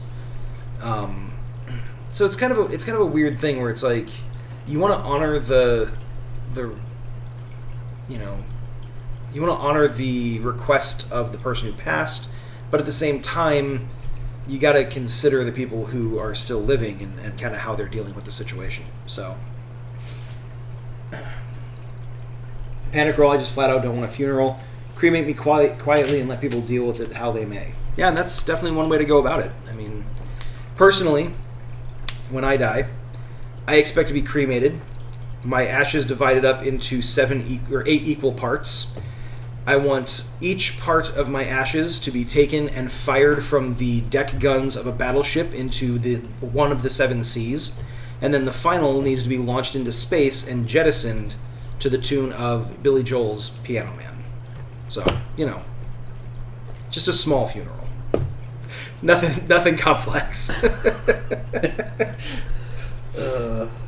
Hey, Minnie! How's it going? Thank you very much for joining. When did you get here? Grieving in public is very dependent on the culture that the setting takes place in, more so than the wishes of the single characters. Yeah, that's actually 100% true. Like, it doesn't matter whether people say it's a celebration of life or a funeral. You're going to grieve the way you want to grieve. I mean, Yeah. Some people are going to be talking about happy memories and stories and jokes and things like that, and other people are going to be sitting by themselves crying. It's just everybody deals with it differently. Good morning, Minnie. Well, morning for you, nighttime for us. Thanks for tuning in. It's awesome to see you. Give me a Viking funeral. Yeah, Viking funerals work too. But yeah. It'd be crazy expensive, but mummification would be cool. Mummification?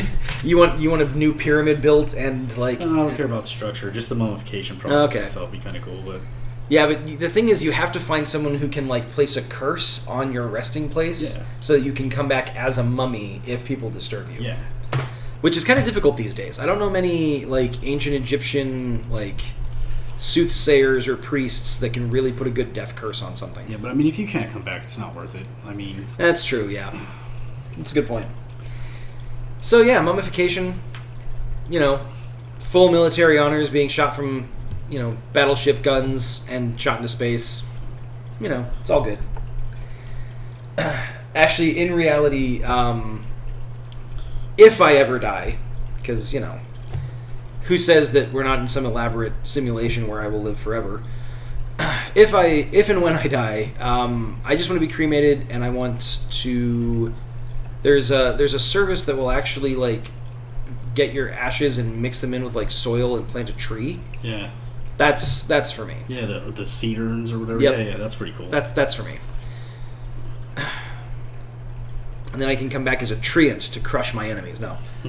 Anyways, I always thought it'd be cool to be turned into a bonsai tree when I pass too. Yeah, exactly. Minnie says, I jinx and curse everyone around me all the time and then steal all the luck for myself. Yeah, there you go. That works. My wife has a curse that she uses on particularly bad drivers. She will say... I don't actually want to say it because I don't want it to pass on to you guys. But she'll basically do this thing and she'll say, I hope you get a particular venereal disease. Wow, that's... The crazy thing is that when when she was living in Winnipeg, she would use that a lot. And then she started to see billboards saying that syphilis was on the rise, and syphilis is her venereal disease of choice when she's giving her little curse. Oh my god. Then we moved to Ireland. We lived in Dublin, and we started to hear radio broadcasts of syphilis being on the rise there.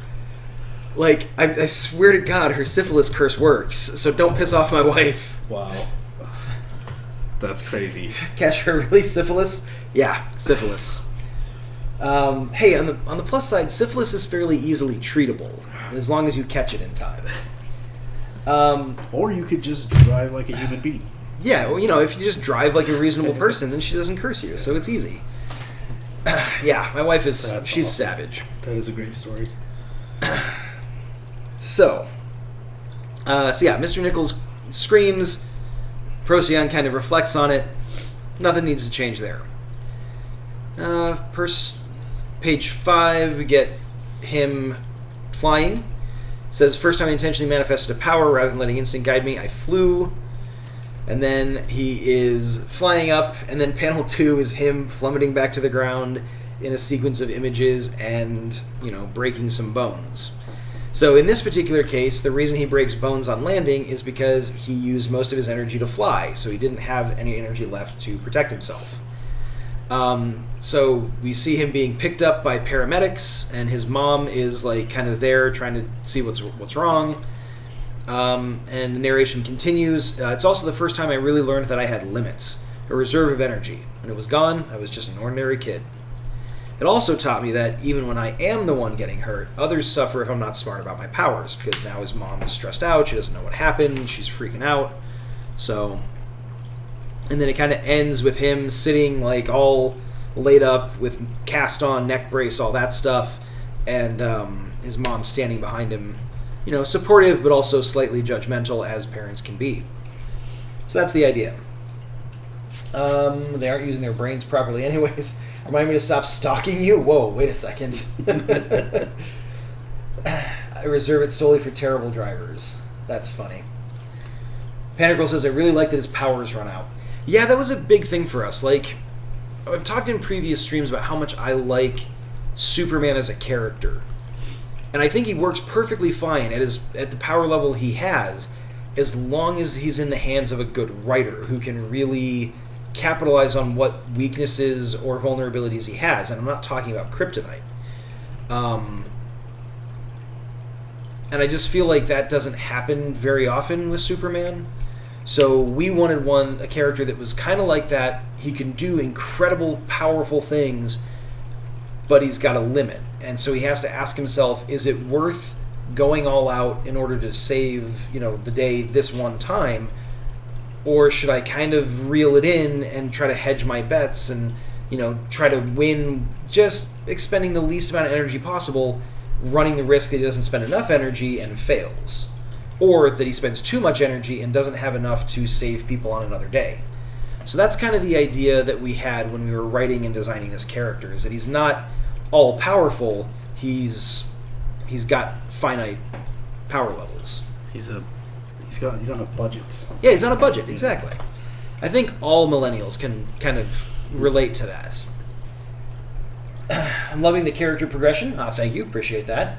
Limited resources make you think twice. That's exactly what it is. Yep.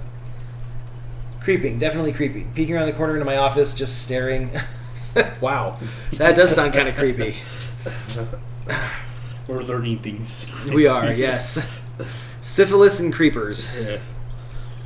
Okay. So page 6, I've got a little highlight here. This is a note for me to come back and name the organization. Didn't we...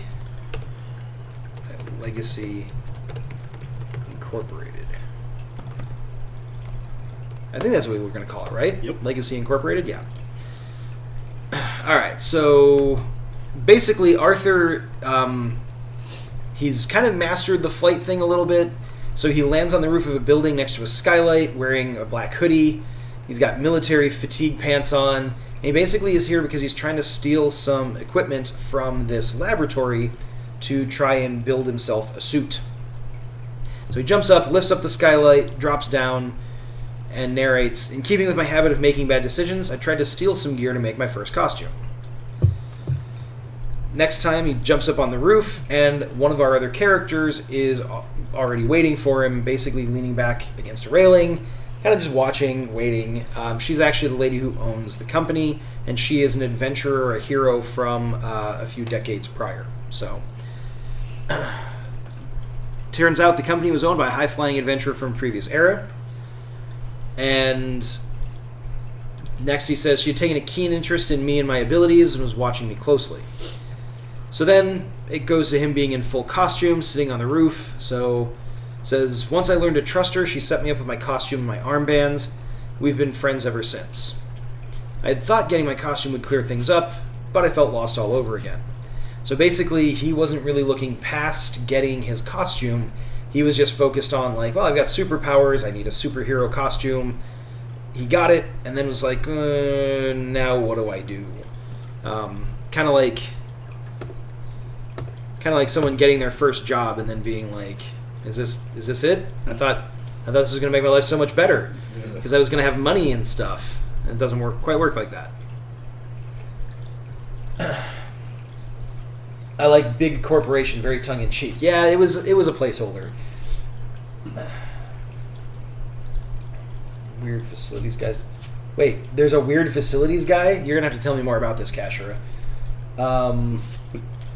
There's always a weird how the fuck do you spell that? Tongue. Yep. Panic Girl, I can't type tonight. Trust me, I've been there. The worst thing is when I'm doing training one of my classes and I'm trying to type something out on the computer so everybody can see what I'm doing. And at that point in time, all of my typing skills just go out the window. They abandon me. So that's always fun. Minnie says, I itpo all the time. Yes, typo. Exactly. So, now, page 7, we're being introduced to the villain of this particular issue. So, there's the character Maelstrom. She's standing, kind of looking all regal at the edge of a cliff with the wind lifting her hair. She's standing above this, massive, national forest. And she says, "Good. We should be ready to begin." So then you see the trees in the center of the forest catch fire, but in the previous panel, all the deer and stuff like that, all the animals in the forest took off. So birds are flying away. So basically, she warned all the animals. And then we've got a shadowy figure who you later learn is the other villain for the issue. Says, "You're warning the critters?" And she says, "Of course, I'm not a monster. She's just trying to create a distraction. She's not trying to kill animals. If a person gets killed, meh, what does she care? But the animals, that's a no-go." So I think all that's fine. I don't have any issues with that. So page 8 is where Procyon's mom, who is a colonel in the Air Force and is the helicopter pilot for a search and rescue crew, she goes out to respond to this wildfire because her unit's been mobilized. And at the same time, Procyon makes the decision that he's going to go try to help people as well.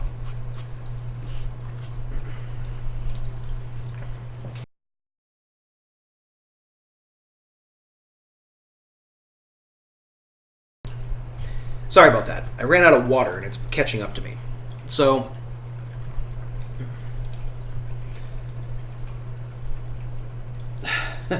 Panic Roll says, "Thank you for the support, Minnie." Minnie says, "Not really helpful when I write on my spinoff, but it's fine. It's good Maelstrom has her limits." Yeah, she's got a line she won't cross. Every good villain should. I like that. She doesn't sound villainous. Yeah, no, of course not. Not a villain at all. So, so this is where we're at. So his mom is basically rushing out the door. She's got her flight bag in one hand. She's got her cell phone in the other. She's wearing her flight suit. And she basically is just spewing a litany of instructions to her son. Frozen dinner's in the freezer. Get to bed on time. Don't forget your tests. You promised to help Mr. Anderson with his rabbits. Oh, and yada, yada, yada.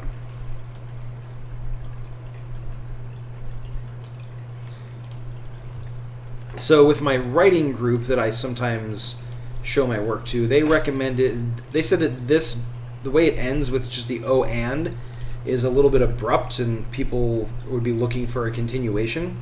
So they recommended having something interrupter. So I'm going to do that real quick.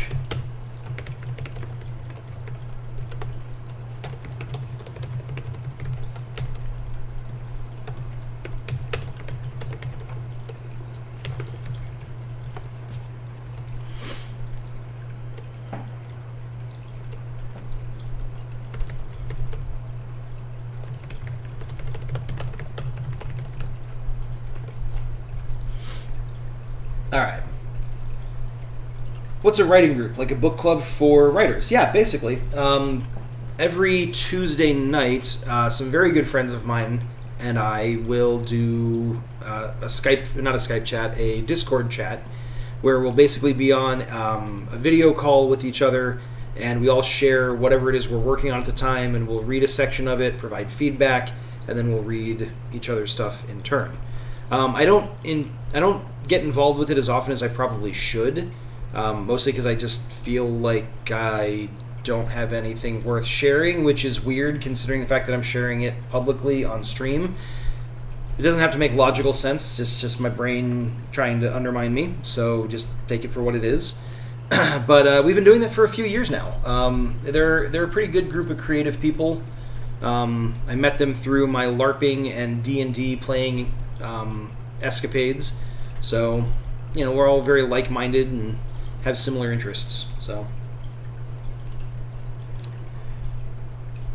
that's awesome. Yeah, it is pretty awesome. It's a very cool kind of a support group for a hopeless creative like me, who was always trying to do stuff but could never really get anywhere with it. So they've been able to help me out a lot.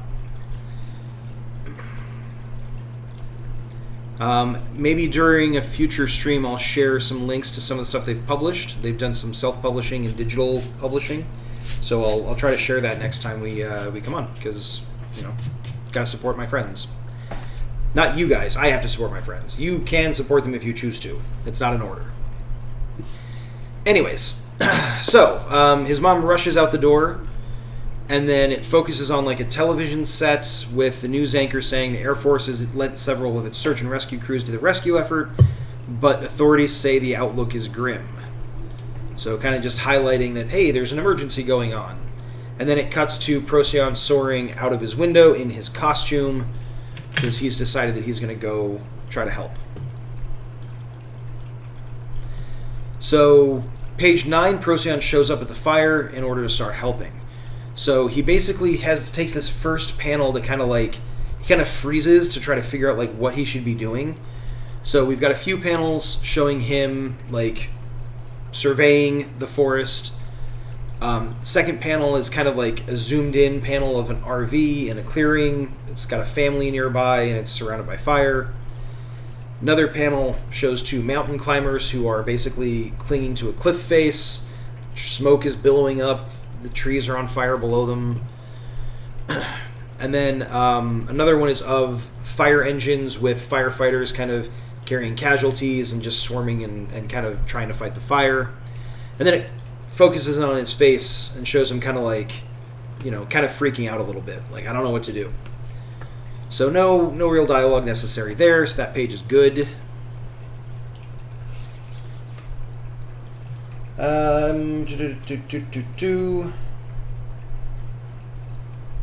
Okay, whoa, hold on, Kashira.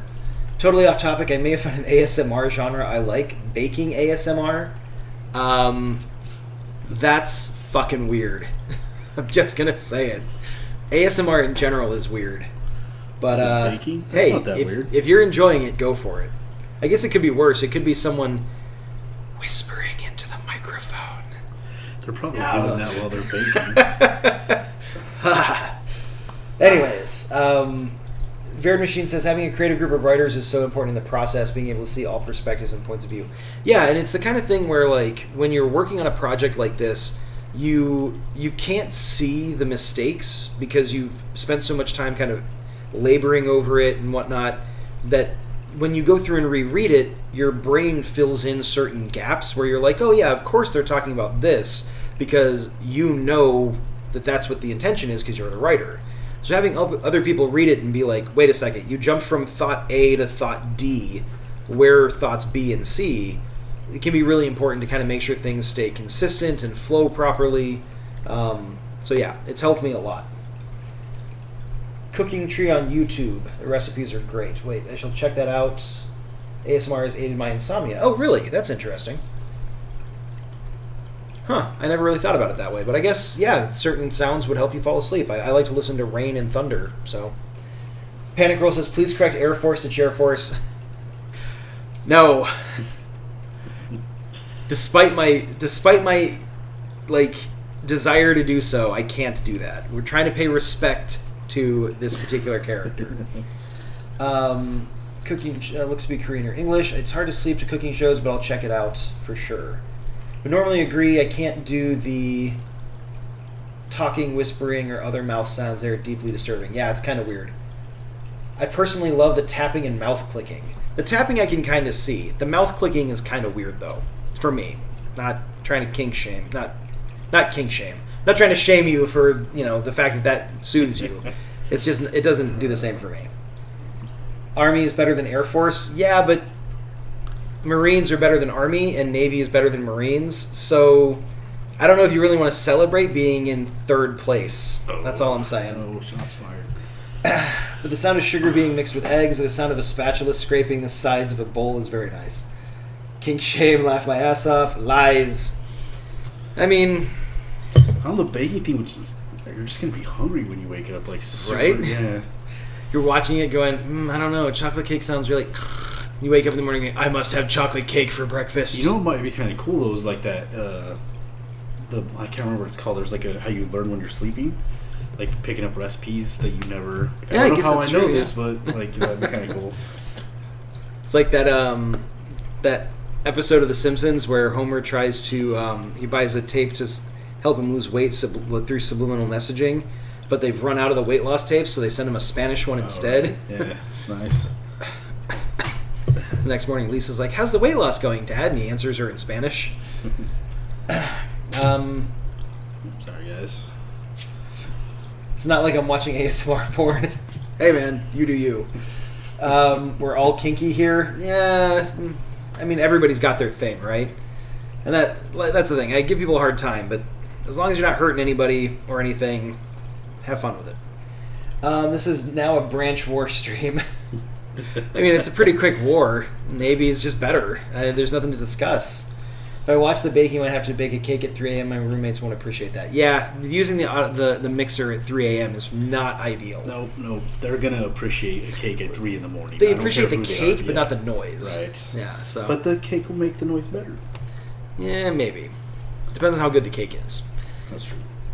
So then, page 10, it's like the same close-up of Procyon's face and his expression kind of like, he's like, no, I got to do this, and he kind of gets over his momentary hesitation and comes with some narration. He says, my mom did search and rescue with the Air Force for over 2 decades. By the time I donned the Procyon identity, she'd already saved hundreds of people. So he kind of like, it's like, what am I going to do? And he thinks about his mom, and kind of like, that helps galvanize him. So he prioritizes the RV and the family, so he lands there, still narrating. I asked her once how she knew who to save, and she told me she didn't. She second-guessed her decisions every day. But she didn't let that stop her. She knew that she had to do something, even if it wasn't the best choice. And then kind of quotes her saying, you have to start by saving one person and just let the rest fall into place. So kind of taking inspiration from his mom, being there to like help save people's lives. So he basically bundles the family into the RV, picks them up, and flies them out of the ring of fire, and puts it down near the firefighters. So, let's see. Come on land and fight, squids. Nice. Isn't the Navy amphibious? I'm pretty sure they can kick ass on land and sea. It's true. Yeah, they kind of can. For real, though, it is rad that his mom was pararescue. That's who SEALs and SF call when they are in trouble. Yeah, pararescue, man. They don't mess around. They it's kind of funny because most people, when they think like, oh yeah, combat veterans, they think of riflemen, or artillery or tank or whatever, like people who are actually out there fighting directly. Sometimes people will be like, oh yeah, the medics and the corpsmen, because they do the same stuff. Very few people think of like the search and rescue helicopter crews and things like that, who basically are hanging out waiting for somebody to get hurt so that they can go fly into that like danger zone. And I had to and get people out of the shit. Like they train hard. They know what the hell they're doing. So I always was kind of in awe of the search and rescue people. I wish I had been able to do that when I was active, but I wasn't that high speed, low drag, to be completely honest. So for real though, there must be Archer bingo somewhere. Yeah, probably. We should do. Oh, that would be funny. Do like a themed bingo thing. Like give everybody a bingo card, and whenever we make a reference that could be tied back to that thing, they punch the card. And when somebody gets bingo, yeah, that's cool. We'll see what we can work out. Buddy spammed the Danger Zone song when we were dropping in a hot zone, Skulltown. I was so hype. That's funny. Man, Skulltown, I can't stand Skulltown. Everybody wants to drop there. It's So on the next page, Procyon is going to go to the mountain to save the climbers. So he basically flies up underneath them and tries a new use of his powers to basically, he claps his hands together to create a shockwave and get rid of the cloud of smoke. Only problem is he overestimates and he kind of causes a bit of an avalanche. Jesus Christ, an avalanche. An avalanche. So yeah, he creates an avalanche, but he manages to save the climbers and get them out of the way. So a rock slide, results and buries part of the forest and part of the fire, which I guess is a good thing. I don't know. One of the climbers, being kind of dazed and in shock from the whole thing, is like, oh, now we'll never get to reach the summit because the summit has just collapsed onto the forest floor. So people focus on weird things when they're in shock. So there you go. Yeah, so that panel's good too, or that page is good too. Okay, yeah. So what time is it? 9:11. Let's give it another 4 minutes of revisions, just so we can finish up this page, and then we'll go from there. You should do a spin-off issue following his mother, or same story from her point of view. Sounds like someone needs to go to the library. Yeah, I need to go to the library. I got some specific questions I got to ask. Are you referencing the bar? Yeah. Spin-off issue with his mother. That's actually not something I'd really thought about. We could do something like that. Yeah, she could definitely hold an issue by herself. Actually, we've already... hold on, I want to show something. Because I'm a nerd. So one of the things that I did while I was sitting at work one day kind of bored is I started putting together this like flowchart of connections between our characters and stuff. So we've got Colonel Rockwell here, who's connected with Procyon, but she's also connected with another one of our heroes, the Tactician, who's connected with a number of villains and a couple other heroes. And Procyon's connected to a couple other characters. So, I mean, like, just from the initial character ideas that we've already got, like, a number of connections. So I could actually totally see doing, actually, a comic. Actually, we could have her be play a prominent role in the Tactician's origin story. Yeah. Because they know each other. Because he was search and rescue as well. Yeah. So yeah, you'll definitely be seeing more of Colonel Rockwell in a future issue. We just have to get around to writing that one. So, who knew? It was already in the works. The Simpsons, actually. Yes, Simpsons quotes. That would be on our bingo card. Simpsons quotes. All right, so Procyon basically lands near the firefighters. They're kind of looking like, who the hell is this dude? And so you got some chatter from the firefighters. You know, who is this guy? Good thing he showed up when he did. Who does he think he is? And then, so I had originally said, is he serious with a cape and tights? But my writing group recommended having a firefighter like offer to help him or something, ask if he's okay, which ends up being important because it kind of loops back in with what's happening later on down the line. So I think we're gonna do that. So I'm gonna change this.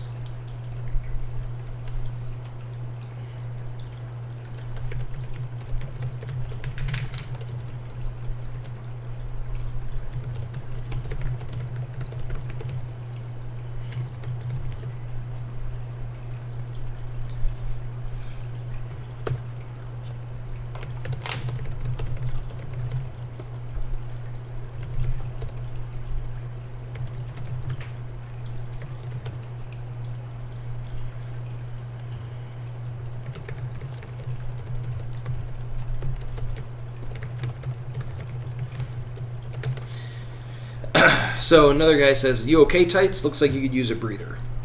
We want to keep it relatively short and succinct. I think that gets the point across. And then an extra kind of visual aid. I'll let Samson make the decision on this. Like maybe have that firefighter like holding out an oxygen tank and like a mask or something. I'm not sure what would make the most sense with the way the panel is going to shape up. So we'll leave it. Thinking Big League Chew. No, I'm just kidding. Big League Chew. Just kidding. Oh man, Big League Chew. Yeah. I remember that stuff. I ate so much of that when I was playing baseball. Panic Roll says, "I'll buy that." All right. So let's see. So he leans against a fire engine. He looks tired. His face and suit are discolored from ash and soot. Procyon says, "How's everything looking? Is everyone clear?" But this talks about a...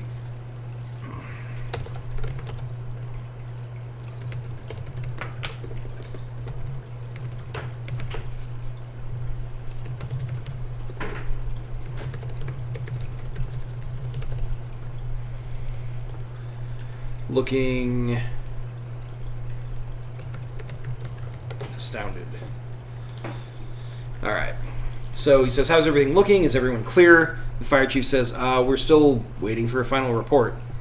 And then we get a shot of the helicopter with his mom saying, Chief, we've got one more civilian trapped in a clearing about 4 clicks due north of your position.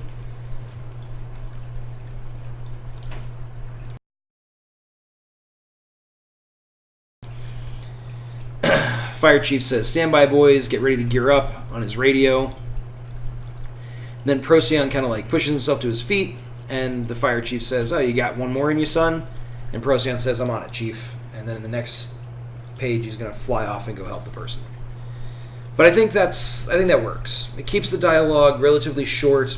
Some might say kind of superficial, but I mean, it's an emergency. And I want to avoid as much as possible the old school comics where it's like you've got an entire page of, well, if I use my powers to create a whirlwind and blah, blah, blah, blah, blah, blah, like, it's just a little bit much. So I try to avoid that whenever possible. But that takes us through page 12. Kind of did a little bit of tweaking, revising, rewrites. So, that's good progress. Next time around, I think we should be able to finish off revisions for this issue, get to page 25. Or 24, excuse me. We actually did exactly half. We should be able to show off the page layouts, like the thumbnails, for whatever pages you have ready to go.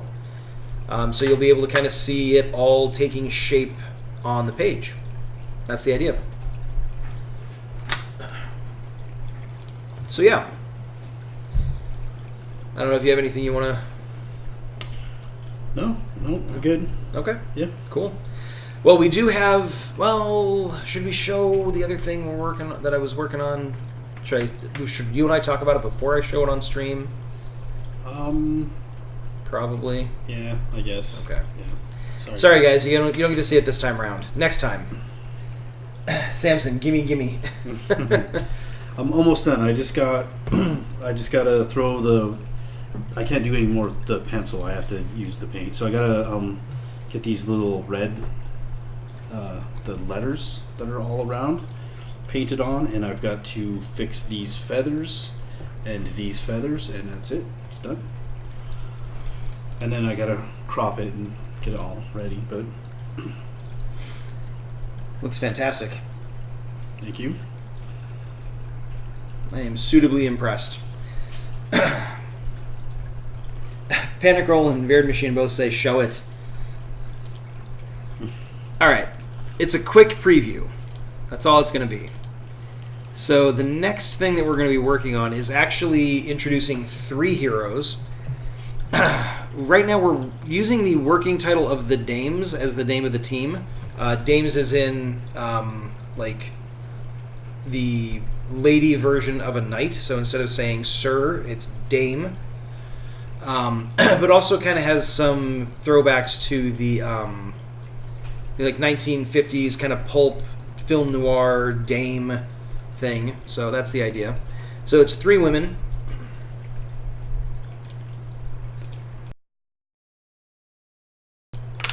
One named Redcap. She's Irish, and she's basically our version of the Punisher. She was basically trained with the IRA and some similar people to be a mercenary, kind of guerrilla fighter. And, so she's kind of the muscle of the group. We've also got Shisa, Shisa is our Okinawan spirit dogs that bring good luck and protect against evil spirits. She is Okinawan, and she specifically is able to manifest, good luck. But she's got very specific ways she has to do it. She basically has these tokens that have been blessed by the 7 gods of fortune from Japanese mythology, and she can use each of those tokens once before they kind of go inert. And then if she uses her powers, just kind of random shit happens, and it could be good, it could be bad, because luck doesn't play favorites. But as long as she has one of those tokens and she kind of like focuses her power through it, then she can kind of control the outcome and what happens. So that's one of the other characters. And then the third one is a character named Durandal. That is She's named after the sword of Roland Le Paladin, one of Charlemagne's greatest knights. And basically it's her code name because she is our super spy character. And basically she was trained by her family has a lineage, because they're French, of like French resistance fighters and Interpol agents. So she kind of blends the by-the-books Interpol agent way of doing things with the we're just going to fuck your shit up however we can French resistance way of doing things. So she's, kind of... She's flexible like that? Yeah, she can employ different tactics that way. But she's actually like a spy type character. So she is known in the espionage communities to do, that kind of work. Basically, it's introducing them. Redcap gets framed for an attack, and Durandal and Shisa basically kind of show up kind of fortuitously to help her out, and this is just the story of how they meet. So that's the idea. Is Okinawan different than Japanese? Forgive my ignorance. Yeah, so Okinawan is Japanese, but it's the same way as saying someone is, a Southerner. Technically, they're American, but they come from a very specific subset of American culture. Okinawan is basically the same way. Looks amazing. I'm still fascinated and in love with this art piece. Delicately detailed and coming together very nicely. Yeah, I can agree with that. Super spy. Oh, yeah. Basically, she's kind of the Black Widow equivalent. But instead of making her Russian, we decided to make her French, because we don't want to be a ripoff. So yeah, that's the idea. That's what's going on with that issue. So we're going to be introducing 3 characters all at once. I'm pretty happy with what I've come up with, because I kind of came up with it while I was at work today and was supposed to be focused on work. But don't say that. That's okay. Yeah, I'm not worried about it. So yeah, that's the idea for the next issue that we're going to be doing, the next origin story. So we won't get into it next week. We'll probably get into it the week after that. We'll figure it out, because we want to make sure we don't get too far ahead of where Samson's at. So we'll see. Yeah, I'll be catching up soon. Cool. So, anyways, it is now 9:20. We have been streaming for a little bit over 2 hours. It is time for us to sign off. I need to go do some exercise before bed because I am flabby and I need to fix that. So, Samson, I don't know if you have any sign-off that you want to give? No, just thank you guys for all the kind words about the art. I really appreciate it. And I can't wait for you to have it, Panic Roll. Yeah. And thank you very much for just tuning in and watching. We appreciate the support, whether it be following us, cheering. Thank you again, Baird, for that. Subscribing, whatever the case may be. Actually, I will say, we're at 73 followers. We are 2 followers away from our next giveaway for art. So tell your friends about us. Push them over here. Just tell them to follow us, even if they're not going to watch. No, I'm kidding. Don't tell them that. Encourage them to come watch and follow us. Once we hit 75, we will do another raffle drawing for an art giveaway. So, yeah. Panic Girl says, or make fake accounts. No, we do not endorse that. It's fine. No, don't do that. It's terrible. Gonna have to make 2 fake accounts. That's funny. Thank you guys. Hope you all have a great night. Looking forward to seeing you all on Wednesday. And don't forget, go Saints. Yes. That's funny. All right, man. Good luck with Apex Baird Machine. I will see you in the game here soon, hopefully. Sorry I missed your invite last night, but we'll play a game sometime in the near future. And Panic Roll, have a good night. Oh, Panic Roll, wait, we never asked. What was for dinner tonight? Oh, you never gave us the dinner report. This was almost incomplete. Yeah, I was going to say, would have broken the streak. Or maybe you did say it and I just missed it. It's possible. I don't think you did.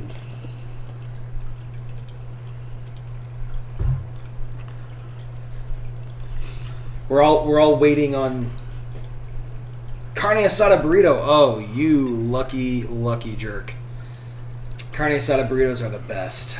I'm kind of hungry right now too. Yeah. I had a salad tonight, which sounds disappointing, but it's actually a really good salad. I like salads. It's arugula with red and green grapes cut in half, with a lemon vinaigrette and halloumi cheese grilled.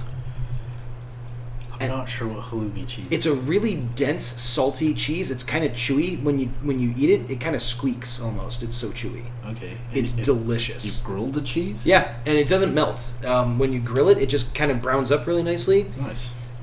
And despite just being a salad with no meat, it is extremely filling. Yeah. It's really good. So there's a recipe for you guys to try.